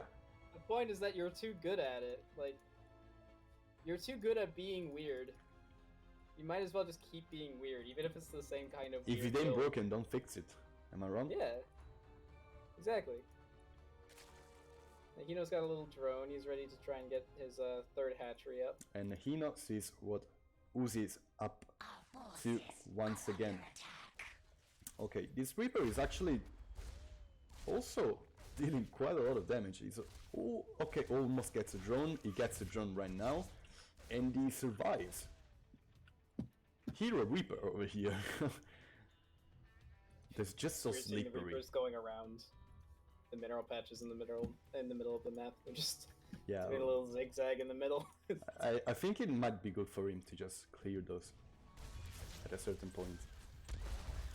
Yeah, it's with Reaper builds, your economy is so fragile that I don't think that he has the ability. Yeah, it probably isn't like that good of an idea, but still.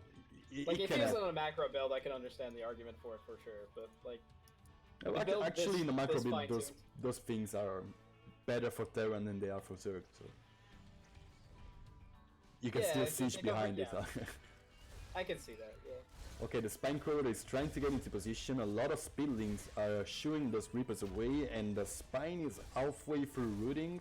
Still a lot of damage. One of the Queen is going to fall, and the Spine is now settled.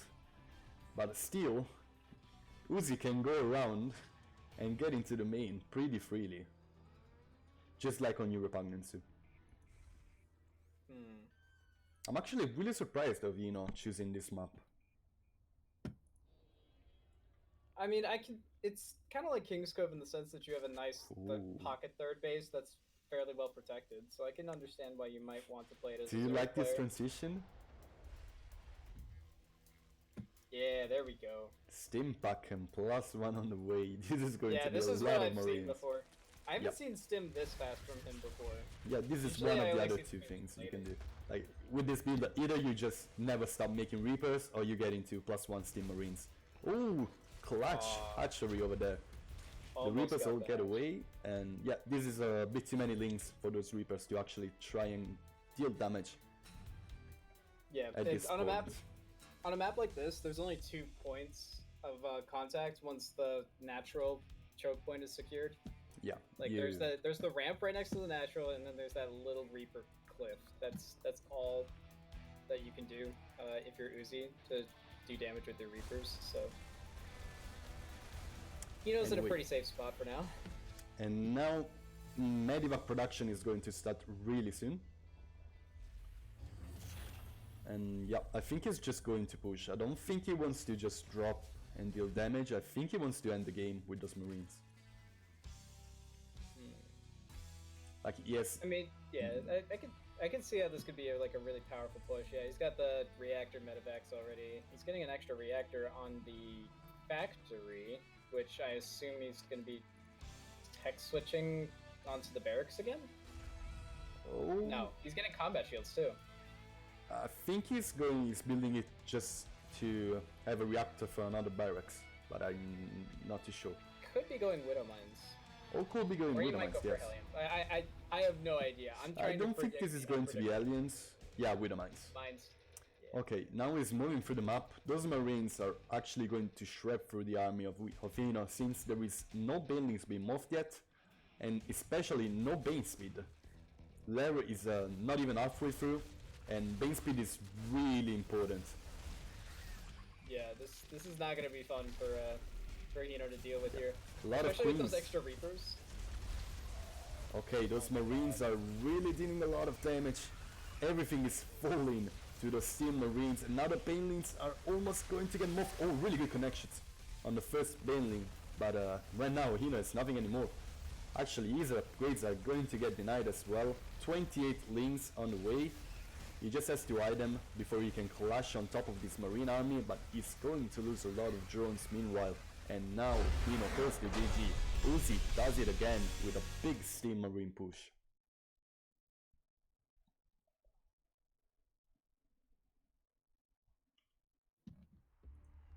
The power of the Reapers. 412 APM for Uzi as well.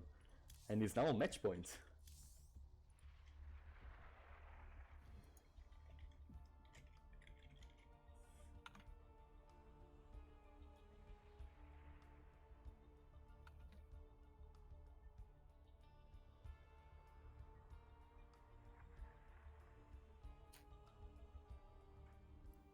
I'm really curious about the next map choice for Hino. Like, this is a dicey spot for a Zerg player. Like, he really showed solid play in the first game, and then he got cheesed twice, and he really didn't have the best answer to it both the times. It's not an easy build to answer, honestly. Yeah, like, definitely. Reapers took forever, like, even just like traditional 2-Rex Reaper pressure, or even just the initial Reaper from like Heart of the Swarm. People took forever to figure out how they were supposed to deal with those. Yeah. It's like Adepts as well. They're squirmy, annoying harassment units that get around all sorts of places, all the nooks and crannies in your defenses, all the little gaps they get through no problem, and they will tear you apart if you're not 100% prepared for them. And exactly, sometimes you're 100% prepared for them, and they just kill you anyways. It's a punishing build for sure. Yeah, and just Reapers are so slippery. Like, if you can like soften the Reaper count wave after wave, you kinda get it always in such a better spot. But if you don't manage to kill any, it just gets much worse every time. It snowballs, yeah. And since the grenades assist, like, it's really hard to get a good surround on them. Most people like to go roaches for this reason. Yeah, but that's where the +1 really kicks in. Yeah. For the in spamming Reapers. After a point, if you have enough Reapers, they just start melting the roaches away. Yeah, and at that point you can just switch into Marines, and the Marine push with Steam. Like, roaches are absolutely awful at trading with Marines. So yeah, Stim Marines for sure. Yeah. Yeah. Anyway, game 4 of this series.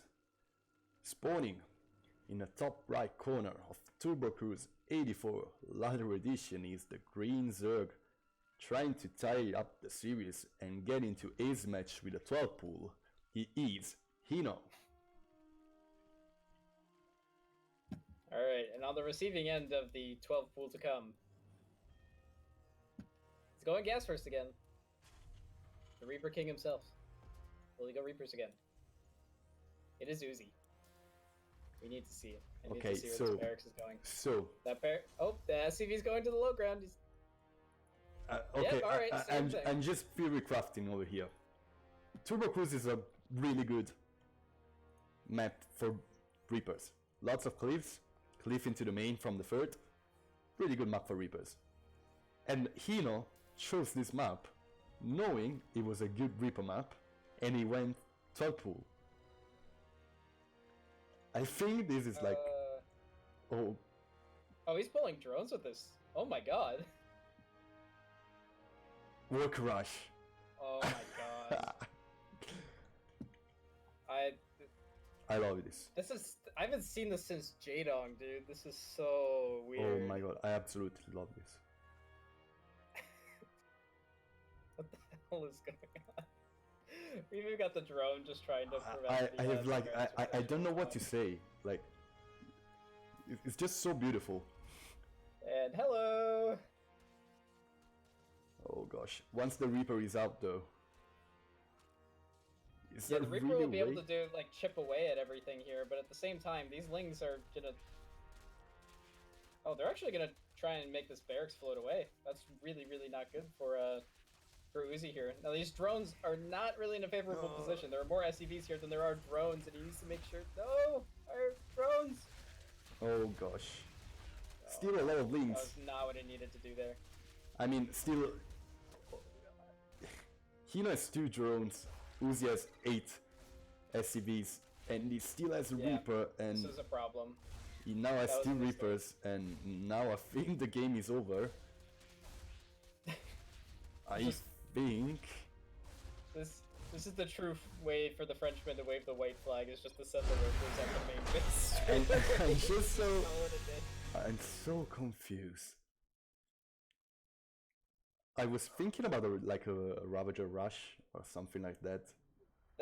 That drone pull, actually, I could see it working if the drones didn't engage the SCVs by themselves on the main ramp while the Lings were busy in the natural. But even at the point, the Reaper can just kill every single drone, and then the Tyrant lifts away his building, and it's a draw. So yeah, normally you leave like 1 or 2 workers behind, I thought, so that you can at least have some tiny hope of regaining some income. How can you fight the Reaper anyway? So I don't know. I'm really, really confused. But anyway, Uzi Cody is our second finalist. And now I'm going to invite Rodzin into the party together with our best of 7.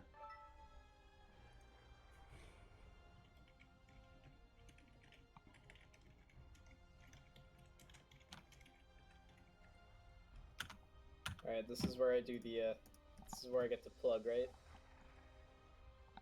Do your ad plugs. Alright. Alright. My state of consciousness at the moment is awful, so I'm just gonna read off the prompt here, and we're just gonna do like a Dragon Ball Z voice, and we're gonna call it a day. Okay. That sounds pretty cool.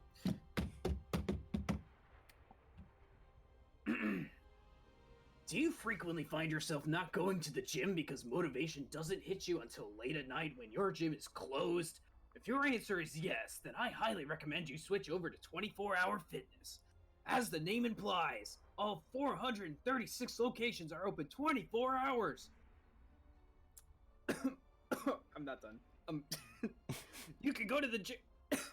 Fuck. You can go to the gym any time of the day. Sound like Billy Mays, except really angry. You sound like Nero, actually. Almost done. Access to all locations, free fit plans, studio classes, pools, cardio equipments are all included in your membership. Alright, my voice just really... Yeah, you're probably not going to talk for the next 10 minutes or so. I don't have water down here, that was a mistake. Yeah, that was a big mistake. Hello, Axis. I picked the longest suggestion prompt. I really like the initial, the initial jingle. Yeah. Okay, the guys are getting into veto phase. This is going to be a best of 7 finals. Yes. And actually, those 2 players are really, really close skill-wise. So I'm pretty curious. TVP, I'm a Zerg, not my best knowledgeable matchup, but I played random for quite a while, so I know some stuff about this matchup. And I know how oppressive can 9 Stalkers be. I used to love watching TVP, but there have definitely been some glaring issues with TVP over its history. In StarCraft 2, at least, like... I think it feels like it's a very delicate balance that they still haven't quite worked out yet. Exactly. Like TVZ, really they figured out the sweet spot somehow, like from the get-go, beautifully. Well, okay, infestors were a problem, but they fixed that, and ever since it's been fine. There's still a problem. With TVP, it's like, all right, the Colossi are busted. All right, let's ruin extended thermal thank you, lance. Axis, for your Twitch Prime. Welcome to the Alpha Scrims. Sorry for interrupting. 5-month subscriber. Yep. Almost 6 months. Gonna get there. And it's more than 4.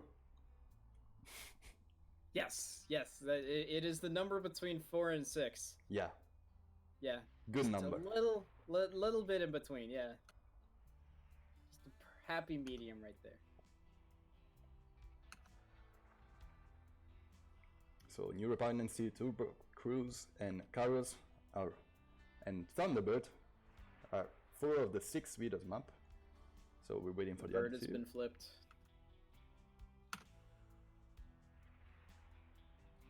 Well, yeah, TVP is like, it's like, there's a lot of room for balance winning, and for a good reason, to be honest. Like, Protoss have been so dominant in this matchup throughout the last, like, 3 to 4 months.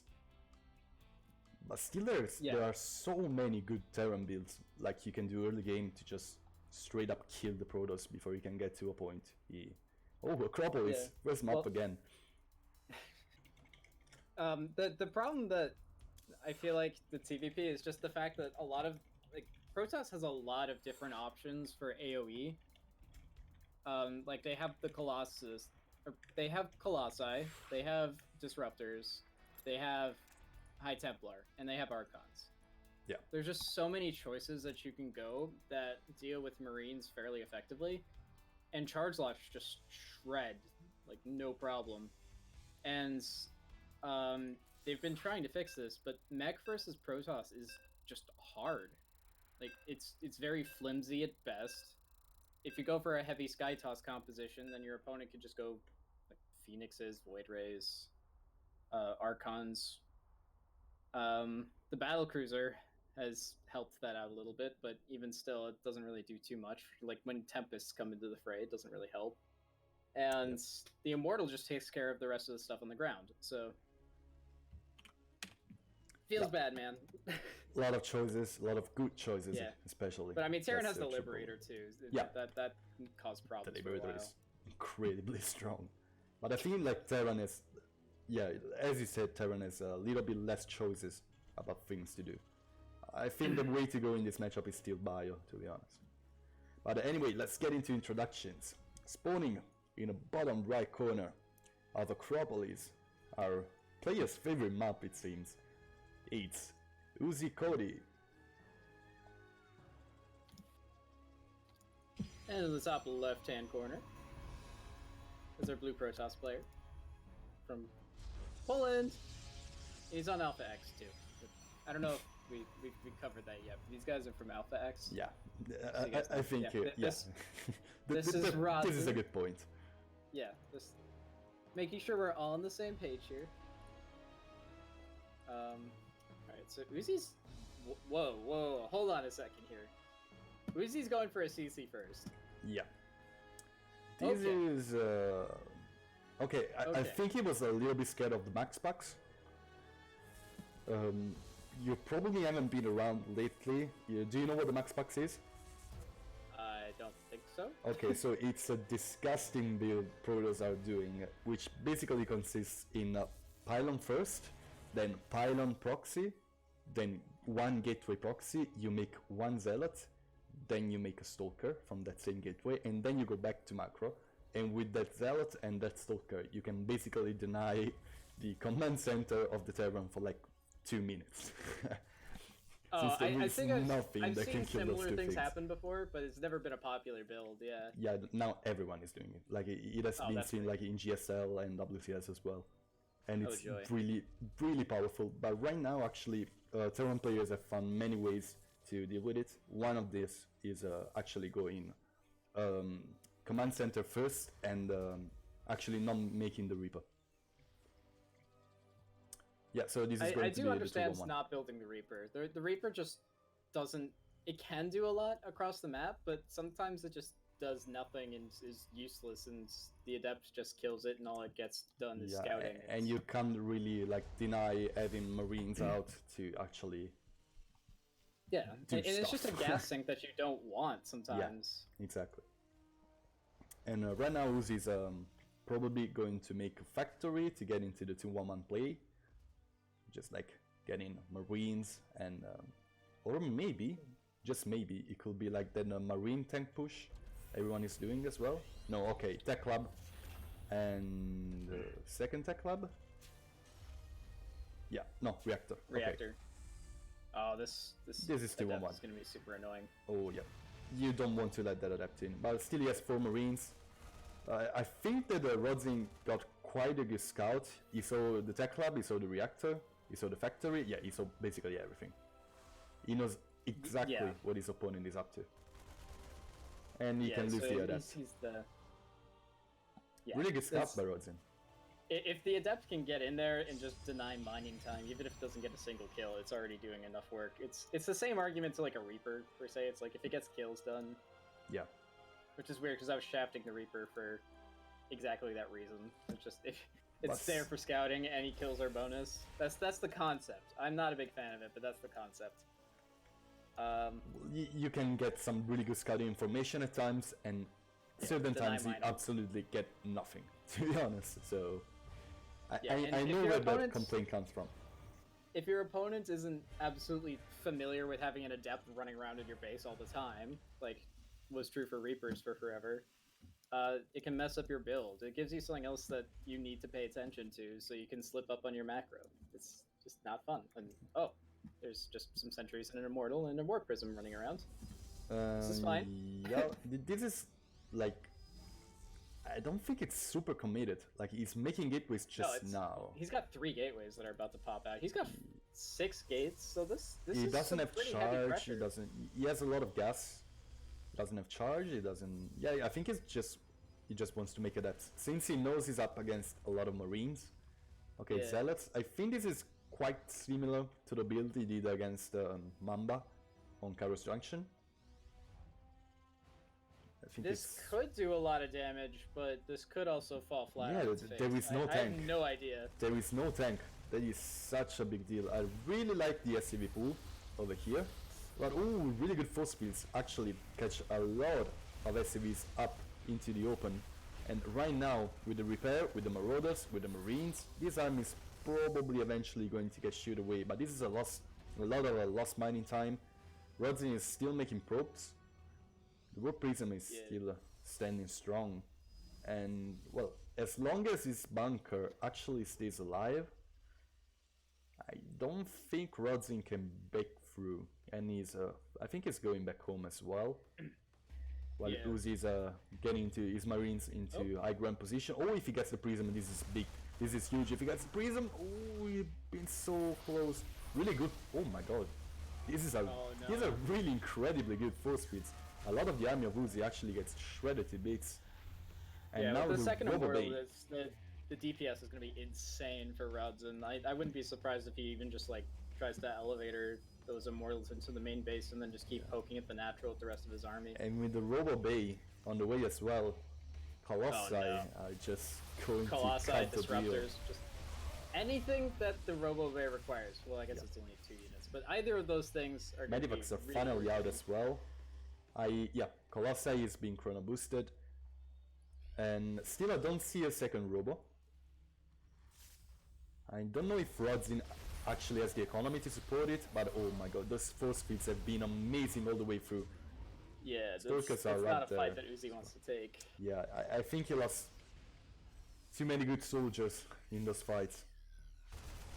He's down 20 supply, that's not ideal. Okay, really like Widow Mines out, but once Thermal Lance is finished, I think Rodzin will probably cut the deal. Okay, 3 SCVs, 6 SCVs have died. Oh, I didn't see this at all.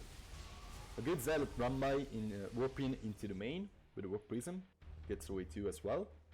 And still just being proactive throughout the whole map, just doing Rodzin things. Just dancing with his units. This is like jazz. SOS and Rodzin are like jazz.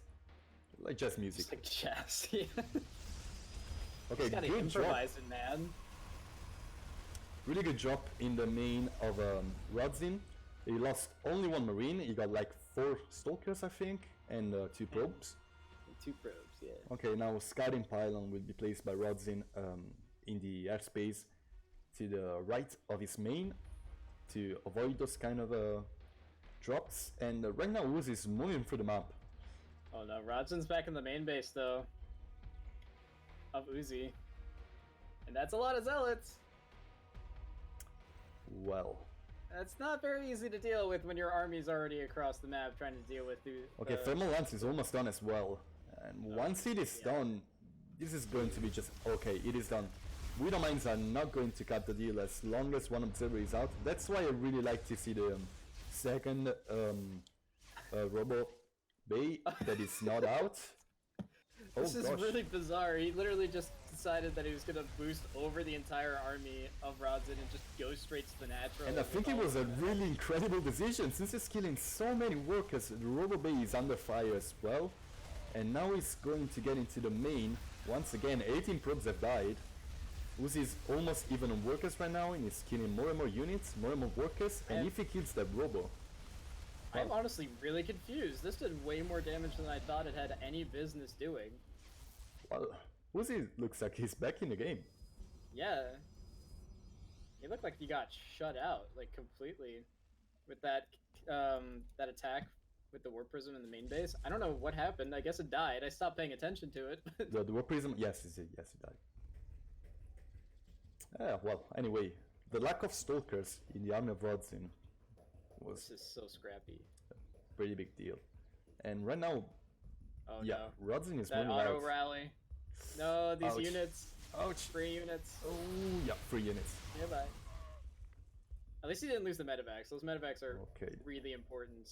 The Vikings are super important as well. His observer actually seeing everything that is happening. And, well, I think Rodzin still decides to commit. He probably doesn't realize he's basically on equal workers right now. He doesn't really have to do this. Like, he's not even producing anything right now. Does he have Storm yet? If he has Storm, then this...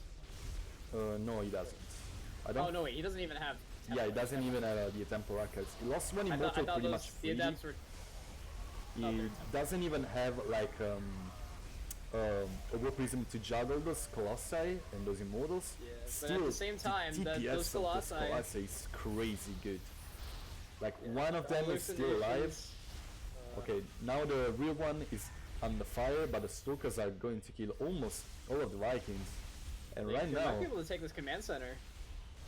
Yeah, they're going to kill this command center. Yeah, they're going to kill this command center, and right now I think Rodzin is in a pretty good spot. His army is still pretty strong. Those Vikings are trying to get on top of the Colossus, but the Stalkers are eventually going to save it. Oh yeah, it's saved. It doesn't have a lot of HPs, but it's saved. 27 HPs. And right now Rodzin reestablishes dominance. But another drop is on the way for Uzi. He knows that the spot to the right of the map, or the main of Rodzin, is blind. He can freely drop the main of Rodzin and try to get some more damage done. So Blink is on the way for Rodzin as well, while Uzi is actually transitioning into Liberators. I think both choices are actually incredibly good, but both choices basically counter each other. So this has just been such a bloody game. I'm really surprised that they're still managing to keep their tech up and alive. The robotics facility is under fire, and now the Colossus is under fire, and this is a pretty big loss for the Protoss player. Like, Uzi is dealing blow after blow to his opponent while still bleeding to death. Oh, good catch on that medevac. The fact that that Colossus got out right before the Robo died was really, really detrimental as well, because he doesn't get to salvage the resources from that Colossus, and it's not like it killed anything off by itself. It gets 2 medevacs worth of units. Another is a pretty big downtime in which no Robo unit is being produced as well. So it's only gateway units, and for this reason Rodzin is actually floating a ton of resources right now. Yeah. Well, he's trying to make up for it with 2 Robos, and when those are finished, then he's gonna... Oh, Temple Archives! Plus 1 armor, charge. This could get into like Charge Lot Immortal Archon army with Blink Stalkers to deal with Liberators. He's only on 3 bases. I'm a little surprised that he's trying to go for that already. Disruptors. Oh. I really like disruptors. Oh, okay. So there's enough Vikings out, or well, there was a Viking contingency force, and they won't do anything against disruptors. Yeah, so one Liberator gets sketched as well. Yeah, those Vikings are basically going to be that weight for the rest of the game. And actually, disruptors are so good at dealing with those Marauders, which are the bulk of Uzi's army right now. Yeah. Once again, drop in the main, and the Liberators are probably... Oh gosh, these Stalkers are in really good position. If they can get on top of the Liberators and then blink away, this could be huge. Okay, 2 of the Liberators that just have died. Now, 1 Colossus is still alive, dealing with this Bio army. The Disruptor are basically users in this fight, but the Blink Stalkers have done so much. The last Colossus actually falls, but I think the multi-prong of Uzi actually hindered him. Just these multi-prong attacks. I'm surprised that Uzi's managed to hold on to as many units as he has, because he's gotten into a lot of engagements that looked okay, but then Razid somehow makes it come back, but then Uzi manages to pull his forces back before they're entirely dealt with, and keeps a solid amount of army put together. Still doesn't want to stop. He's moving out once again, trying to get on top of the third base. Liberator's siege, the Liberator siege in a pretty good spot. Now, okay, the first Disruptor Nova doesn't do anything. The second one whiffed as well.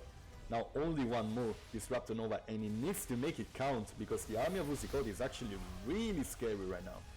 Okay, third Disruption Nova, and he gets only 1 Marauder. Yeah, and that Marauder was basically guaranteed to die anyways, and I mean, it survived somehow, but... Okay. 3 Archons being morphed. So this is like a really hard army to micro. Like, Immortals with Disruptors, Sentries, Stalkers, Archons. Like, this is hard. Liberator Bio is really difficult too, so the skill cap right now on both of these players. Yeah, it's through the roof. And now the Disruption Nova comes into play, and yeah, a bit of an FT move over there. The second Disruption Nova is not going to do much as well, but now the Storm is on the way. I think he only needs to buy time. Because once Storm is out, I don't think there's a lot this army can do. Okay, this is probably going to be a big Disruption Nova, really big hit. These medevacs are out of energy too. There are finally 2 more that come to start healing this army, but they've been in the yellow and orange like for a long time. These Disruptors like baited a lot of steam moves. Yeah, for sure. Okay, really good Nova over here, and my gosh, oh my god, got that was so much of the army of Uzikodi. Now the Stalkers are blinking in, Archons are tanking everything, and the army of Uzikodi is no more. GG is cold. For the game we have seen. That game was so scrappy that the natural command center was floated to the 3rd base location for Uzi. I didn't see that. I didn't catch that. I only noticed it at the very end on the minimap. I mean, maybe the natural died and we didn't notice, but I think he just floated it. No, I don't think it died. Okay, just switched into copper farm. Yeah, this was just an incredible game. Wow. I was stressed out watching that. Yeah, it was just so many things happening at every 10 seconds. Not single second of despite. Like, really incredible game by those 2 guys. Next map is Turbo Cruise. So, do you think he's going to show us those Reaper builds even in TVP? I've only seen him do it in TVZ. Yeah, me too. I don't think that he'll try that in TVP, but I mean, I don't know. Yeah, the choice of Turbo Cruise is it's a really good mech map. Like, mech works like a charm on this map. Yeah, with the slowing fields in the middle of the map, I can totally understand that, because it just means that your opponent can't just waltz through the center of the map and not be spotted. It's really easy to see that kind of stuff coming at you. Isn't that far away? I could imagine this being a really nice biomap too, though, because if you stay to the outskirts of the map and just like there's a lot of dead airspace as well. But it's really good for both styles, to be honest. Actually, if there's a lot of airspace, I wouldn't be surprised to see a Stargate out of Rodson then.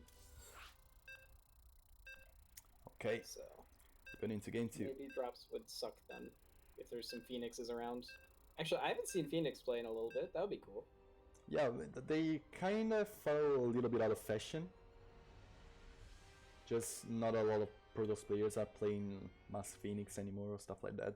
Yeah, since it's Robo is super so annoying strong, to deal with. but Robo is just too strong right now not to go into Robo. Like it's really disgustingly strong.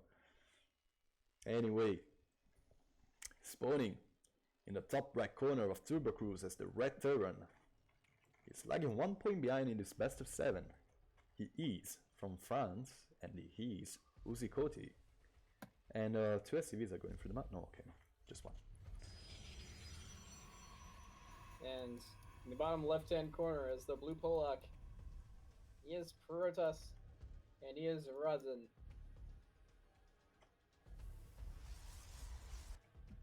Yeah. The probe's going around a funky direction. Yeah. I think he's going to hide something somewhere. Yeah, he's going to hide the barracks. Okay. Oh, okay, so they're both sending... They're gonna both proxy each other, I think. This is really weird. Do you think Rodzin is going to proxy? Yes, yes. Rods is gonna proxy too. Oh no, this is gonna be a really weird thing. Oh gosh. This is going to be an interesting series, man. Oh boy. Just checking the gas count for both players and well. Oh, Us is getting a second refinery. This might be a proxy factory as well. It might be. It definitely might be. At the same time, Rodzin is on just one gas. He doesn't have a cyber yet. Okay, he's building one now. Not getting a nexus. Building a gateway into the proxy. I think this is just going to be for Geda stalkers or zealots. Yeah, it's possible as well because this pylon is really close to the main base. It's possible that he builds a robo as well. Anyway, you were right all along. Proxy factory and a reactor next to the barracks. So... Whoa. Okay. Hellions? And with the distance between those two buildings, no, he wouldn't float the... What? What the hell? What is this? Anyway, I really like the science and stuff. This is like a rough build of some kind. The pylon walk by Rodzin was incredibly good. Look at how messed up is the wall by Uzi. Oh no, it's beautiful. I love it. It's a great addition to the supply depot wall. Yeah, it just fits there. It's a beautiful art piece. Yeah, but that pylon's actually really nice because it provides high ground vision for a while. I really like the fact that actually the probe of Rodzin actually bruised a couple of the SCVs, so they could get two-shotted by free-shotted, sorry, by stalkers. This game is gonna be so weird. Oh my god. So the Reaper from Uzi is just there to provide some extra harassment. Yeah, just to look at me, I'm not doing anything too weird, and instead it's beating a siege tank and a star. But otherwise, yeah, this is just a Marine tank medevac proxy 111. I used to do this a long time ago. But he's super supply blocked right now. Super weird. Yeah, because the supply depot wall is entirely dead at this point. He's not really going to be able to make anything anymore. Yeah, he's making a supply depot. He's building the proxy supply depot. I think he probably has to float his stuff away. Like, he's going to lose everything. Unless he kills everything that is in base of Rodzin, which is entirely possible since he has like 5 Marines, a siege tank, and a Reaper. There's no recall energy. Yep. I mean, so there will not be for a long time as well, but now the pods are being pulled, and yeah, they're just going to fall one after the other. The siege tank is in position, and he's probably going to siege it. No, he doesn't want to siege it, probably. No, the probes will get right on top of it if he just wants to DPS, and the probes actually get on top of it anyway. A really good grenade. Okay, the SCVs are being pulled. They came just too late to repair the siege tank, unfortunately, and now there's 2 stalkers here. I think this is game.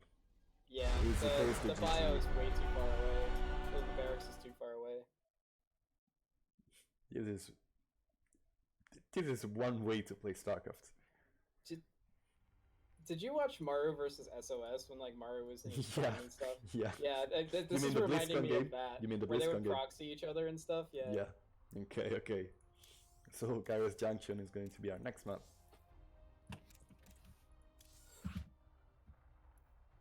It's really bizarre though. I've never seen a Reaper be proxied with a 1-1-1 like that. Yeah, it was like really funky. Like, yeah, I can see how it would be like useful in most circumstances, but I honestly am not sure if the Reaper would have been like better as a Marine or something like that instead. Because he would have actually had a medevac there probably if he had that extra 50 gas. Rodzin really likes, he wants to play Terran, apparently. Why is he not changing his race and telling us to go? TVT is the best race their matchup ever. Here we are. Going into game 3 on Kairos Junction. Rodzin leading the series 2-0. Actually, Rodzin is a former champion of the Alpha Scrims. I think he won the 2nd edition, actually. In the finals against Starkiller, I think. No, it wasn't Starkiller. Maybe it was Hino? I don't remember. Anyway, spawning in the top left corner of Kairos Junction, being behind it from by 2 points, is a red Terran. He is Uzi.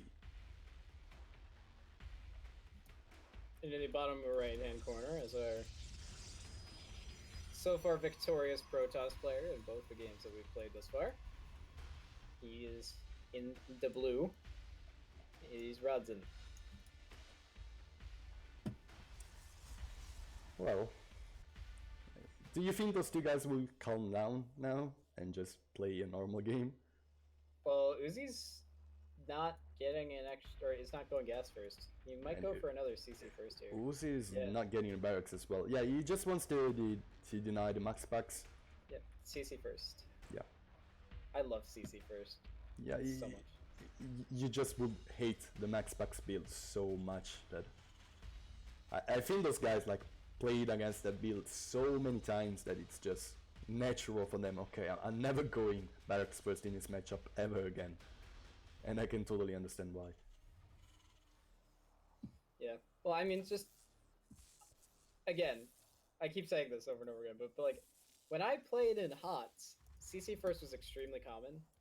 At least against I can see the reason. It was extremely common. But it's just that's how I learned how to play Terran, because I was a Zerg like for a while, for like a really long time. And in out of this room, you started with less workers as well.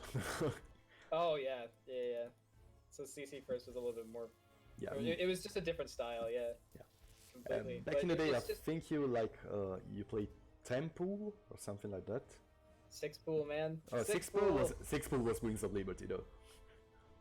Oh no! You did that in HOTS too. Jadon got 6 pools before. Okay. 10 pool was pretty common. 6 pool was extremely rare, but oh my god, I just remember Jadon versus Stardust. He like 6 pooled on Whirlwind or something like that. And he just like sent like 3 drone scouts because it's a 4-player map. Well, Jadon is such a legend. Yeah. He's back into Brood War as well. Do you know it? He's playing professional Brood War again. I could, Flash and Jadong, just the Brood War Giants going back to their roots. I'm not surprised. Do you know? Okay, did you know that in the last KSL tournament there were 4 Protoss in the semifinals? There were 4 what? 4 Protoss players in the semifinals in the last KSL. Yeah, they're having Protoss problems even in Brood War. Oh boy. All right, so looking at the builds so far for both players, we have a Blink. Yeah, this is becoming really common right now, since you would I think it's like 9 Stalkers with Blink. You can poke in and get away, then poke in and get away, get scouting information, get damage, and still being quite safe, since Blink Stalkers are actually pretty good for defense in the early stages of the game. So it's becoming really common to go just mass Stalkers for the first part of the game and then just transition into whatever you want to do. Yeah, I can see that, especially with the cliffs by the main base on this map, and or by the natural even, just poking in every once in a while with Blink Stalkers. I'm really surprised that Rodzin actually not rolling off the Reaper Cliff into the main. This is another really common thing right now. But I'm not really surprised at seeing him proxying a gateway right now. It's 5k base of the production tab is just... 5 gateways and Blink. Okay, yeah, this is just... It's gonna be a headache. Yeah, this is not going to be what I said. I think this is going to be like really committed aggression, not just like 9 to 11 Stalkers. This is going to be like 20. Uzi doesn't have any Marauders. Oh no, this is gonna be really hard to hold. This is a bit of a slower pin, but still, the Stalker count is going to... Oh, blind turrets as well to deal with the eventual Dark Templars, but this is not going to cut it. I mean, a lot of Marines Uzi on has production. no idea what's going on. I mean, Marines kinda trade good with Stalkers. No. Marines against a bunch of Stalkers, if they don't have combat shields, this is gonna be such a sad time for them. Okay. Especially without Marauders with concussive shells. The Stalkers kite all day long. This is gonna be so... Oh gosh. The bunker is falling down, and yeah, this is probably the most important thing that could happen. Now the supply depots are going to go down to allow the SCVs to try and get us around, but Stalkers are just guiding. Oh, good Widowmine shot. And that was Blink though. Oh. With so much micro potential. Yeah, the micro potential of the Blink Stalkers army is just incredibly good. And as I said, this man is like watching SOS. Well, Uzi didn't even SCV scout. He had no idea what was coming his way. Yeah. Like if we look at the vision, but that's what you get for going CC first, I guess. Yeah, that's why CC first. Is he going to hold this eventually? I don't think so. No, he's pretty not. much screwed here at this point. He has no more army to work with, and Rozin's just gonna keep warping in Stalker rounds. Yeah, Rozin is such a savage when it comes to this. Look, wonderful blink. Oh, oops, wonderful blink in the main. And now that the Medivacs are out, those Stalkers are probably just going to fall. But still, okay, no. The Medivac is almost out of energy. Good dodge on the Widowmine shot as well. The Stalkers are actually dying, but so are the SCVs. Yeah, and the Medivac is out of energy right now as well. There's 15 SCVs left. This is pretty much irrecoverable. Yeah, I don't think Uzi will stay in this game much longer anyway. Rodzin is just gonna try to mass some Stalkers before going in again. Now the Medivac is out of energy again. This Widowmine could do something, but I think that with good... Okay, no. He doesn't micro the blink to dodge the Widowmine shot. He's probably going to do it now. Yes, he does. And, well, the command center is not going to fall, I think. Nah, it will stay alive. It'll be on fire. Well, it is on fire. But still, this game is pretty much over. I just don't see a way in which Uzi can get back into this game. I mean, the army of Uzi can deal with this, but Rodzin is getting a third base, is getting upgrades, is getting charge. In Uzi's defense here, I don't know if he realizes that this is, like, as macro-oriented, right? Or, like, that Rodzin could transition out of this as cleanly as he has. Yeah. So, if Uzi thinks that this is like pretty much an all-in play, then if he just weathers the storm, then he actually would be ahead right now. But this is we know that that's not the case. I mean, it would not have been the case even if this was all-in, since he lost 32 workers to this army. So yeah. But never underestimate the power of mules. True. But I think that Uzi is probably like thinking, okay, this is not a lot of army that I'm seeing, so I think it's my opponent is transitioning. So I think he's a little bit scared right now. Totally would be. Right now, Rodzin is instead doing the 9 stalk. Well, these are 8 stalkers, like poke and get away stuff that I was talking about, trying to get a Medivac. Just keep poking away at the Medivacs. Eventually, one will get shot down. It's not whipping in any units though. Oh, this blink forward was a big mistake. I think it was a misclick, actually. I think he wanted to blink back.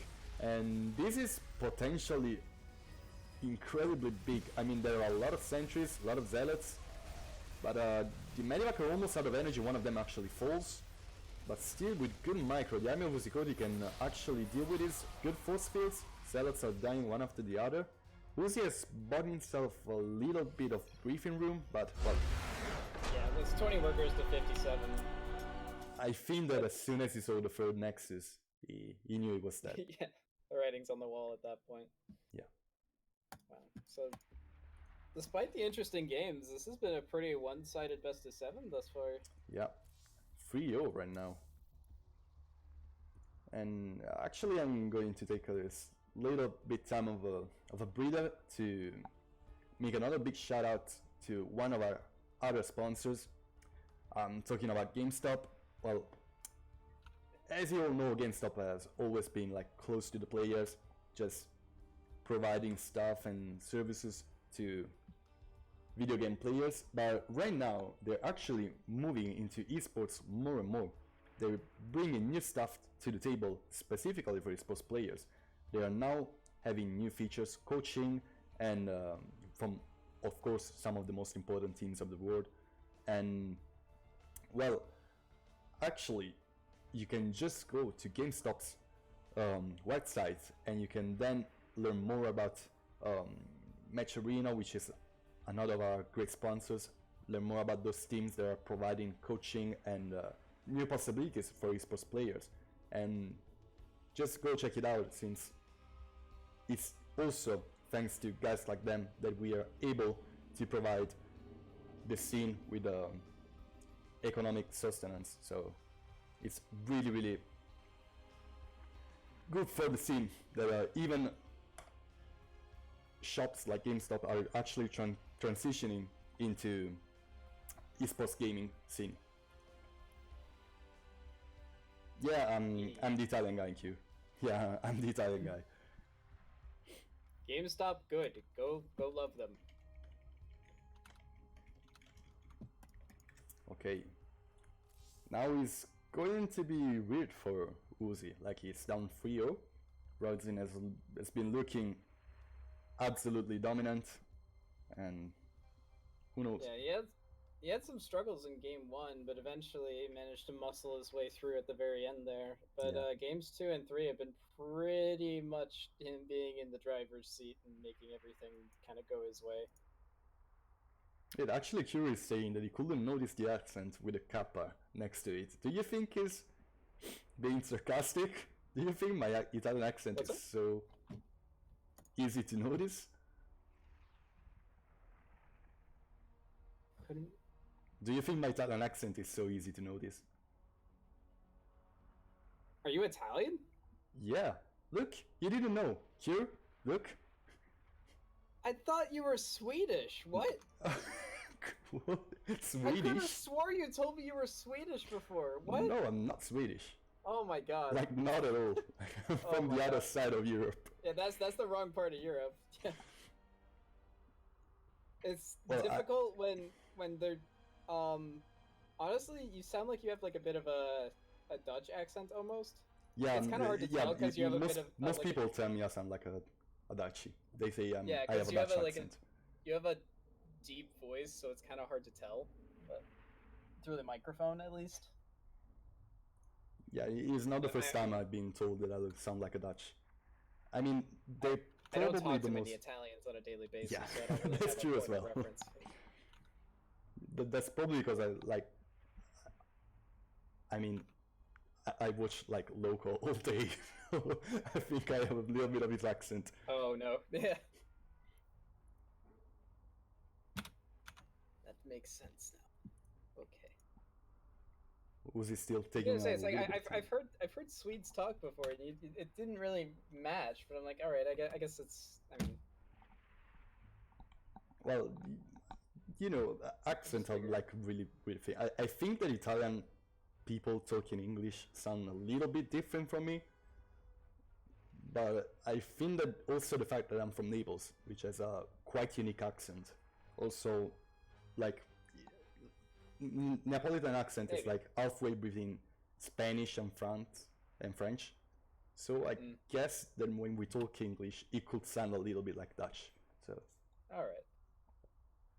I suppose so. Yeah. I mean, the English accent is basically just like a hodgepodge of all the Romance accents Pulled together, yeah. Thrown with the Scandinavians, and then eventually just kind of like ended up as whatever the hell the Brits talk like. And then that got watered down when it came across the ocean here. Yeah. Actually, did you know that the true British accent is actually the American accent? Because when they started to colonize America, they didn't modify the language, so they kept talking the way they used to talk, and instead in England the accent changed over time and developed into what is the British accent right now. So Americans are more British than British. Did you know it? I refuse to believe that. I'm so confused that I've never heard that in my... Hold on, I gotta look this up.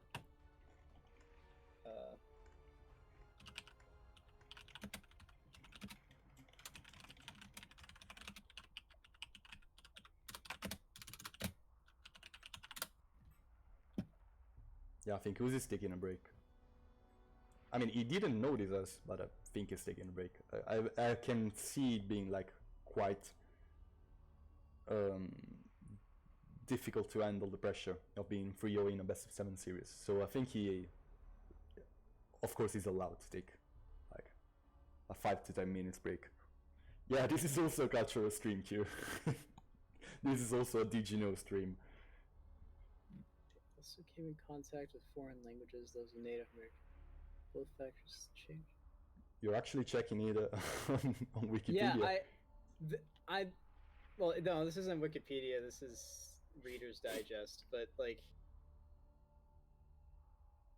I don't know how I've never heard of this before. Like, I am a sponge when it comes to random information bits like that, and I deal with swaths of nerds on a regular basis, and I've never heard this before, so like my mind is gonna be blown if you're right. Like I live here. I live in America. The fuck? And now you know we're actually British. Oh my god. The American English we know and use today first started out as an England English accent. Yep. Americans began putting their own spin on English pronunciations just one generation after the colonists started arriving in the New World. Okay, so I was wrong? Or I was not wrong? Maybe. About the British accent totally changing over time, I'm like almost 100%. I mean, the American accent has definitely morphed a lot over the decades as well. Like, even if you listen to like something from the 1950s, like even just their American radios and stuff. Yeah, even just going from state to state, you can see like. Oh well, yeah, that too. Yeah, if you the go, accent if you being go totally near the different. Lakes, yeah. Like if you go to Texas and then you go to Maine, like. Exactly. Okay, Uzi actually didn't know he was a best of 7, so he thought he lost. Okay. Oh, that's so defeating. Yeah, well, he can also be like, oh, I'm still in the game, and now he's going to win it all. Can you imagine that? That would be something.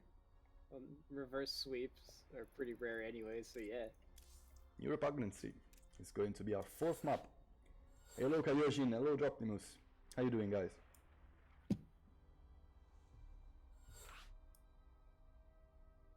I'll probably meet you guys next week in the arena, if you're down for it. If it's not next week, it's going to be the week after. Depends on my exams, to be honest. I'm still a uni boy.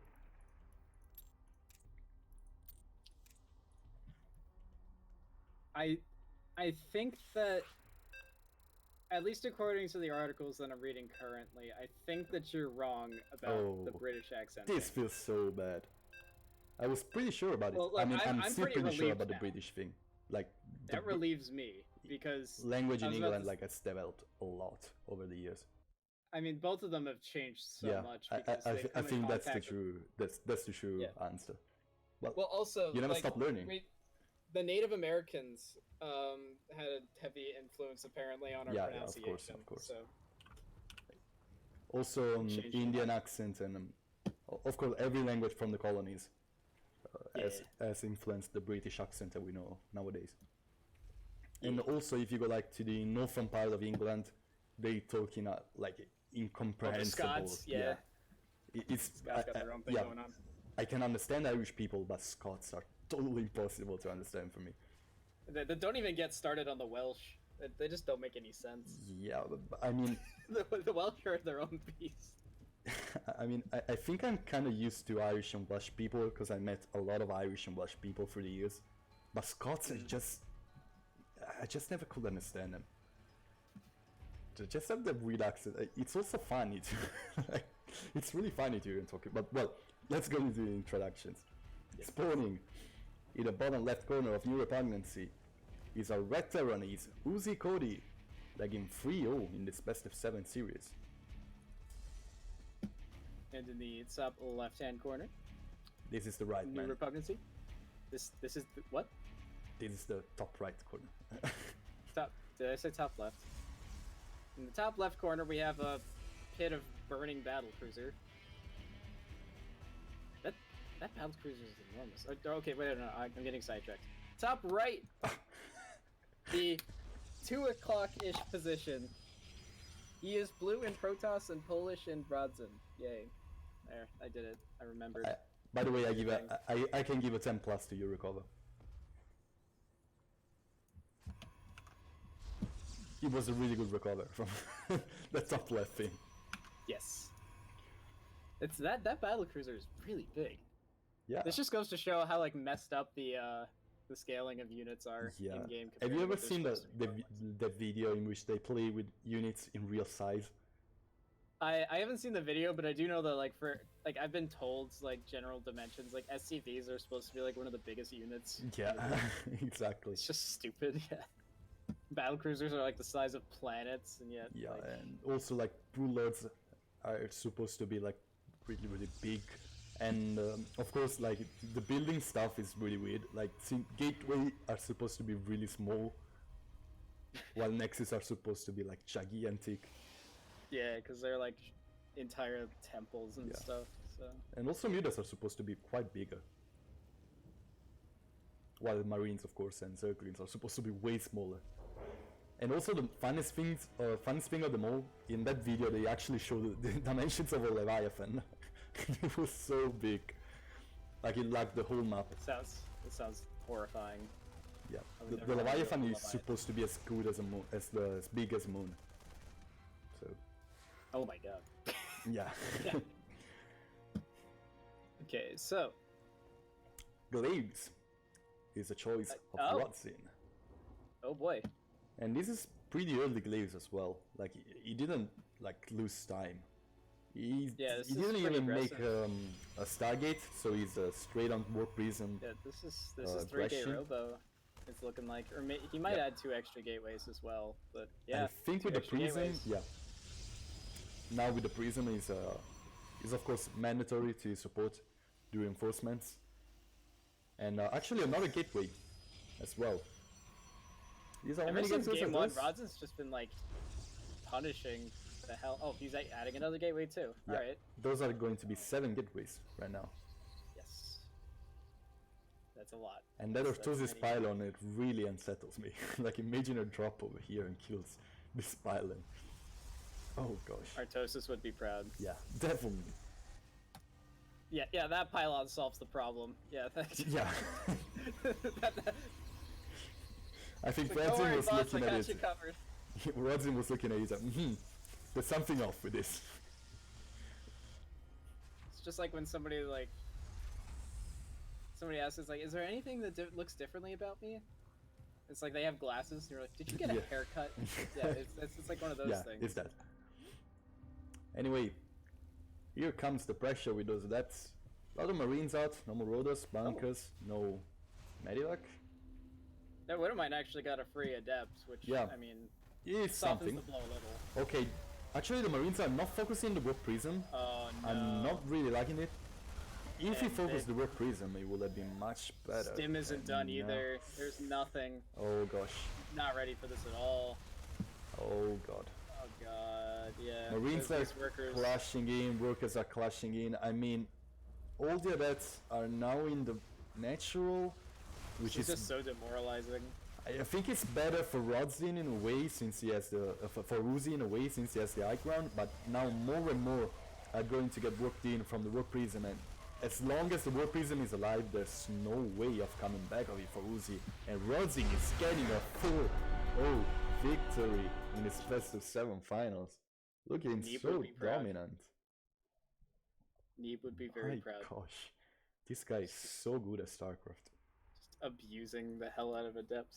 I just love watching Rodzin play. He's like, he was, aside from the fact that he plays like SOS, which is one of the most entertaining players in the world by miles. Like, it's really fun to watch. He's just so good at this game. It's bizarre, like, especially like I said, like, I haven't been paying too much attention to StarCraft, and I really should be I should be paying more attention to it now because summer and all that good stuff. But yeah, it's weird just coming back and then realizing, just looking at other competitive scenes and then just coming back to an RTS and then seeing like how different StarCraft is from everything else. It's just so confusing to me. Well, I think we have seen like a really good tournament. Like, yeah, this was fun games to cast. Yeah, especially Rodzin games. Like, I'm thinking about the first 2 games of this series that have been like, the first game was so scrappy. The second game was both players proxying each other. Yeah. And also I'm thinking of Hino, Workers Rush. Yeah, just really, I forgot about that. Really entertaining games all along. And yeah, it's been a quite good run. I want to thank you, everybody who's watched this, all the players. That's all right? Yeah. Rod's asking if he actually won. Oh, I want to see. Is he not sure? Or does he think that I used to play more games? Does he just want to go 7-0? It just keeps pulverizing. Yeah, he would probably have done it. Like, just does it on every ladder so map. Dominant, like so good. Anyway, thanks to the players. Really big thank you to our sponsors, to our manager who lets us do those things. I want to thank my co-caster who I advised, like, I wrote to him like 30 minutes before the tournament and he was still down to co-cast with me. And of course everyone who watched. Really thank you everybody. Any last words? I think you covered it all.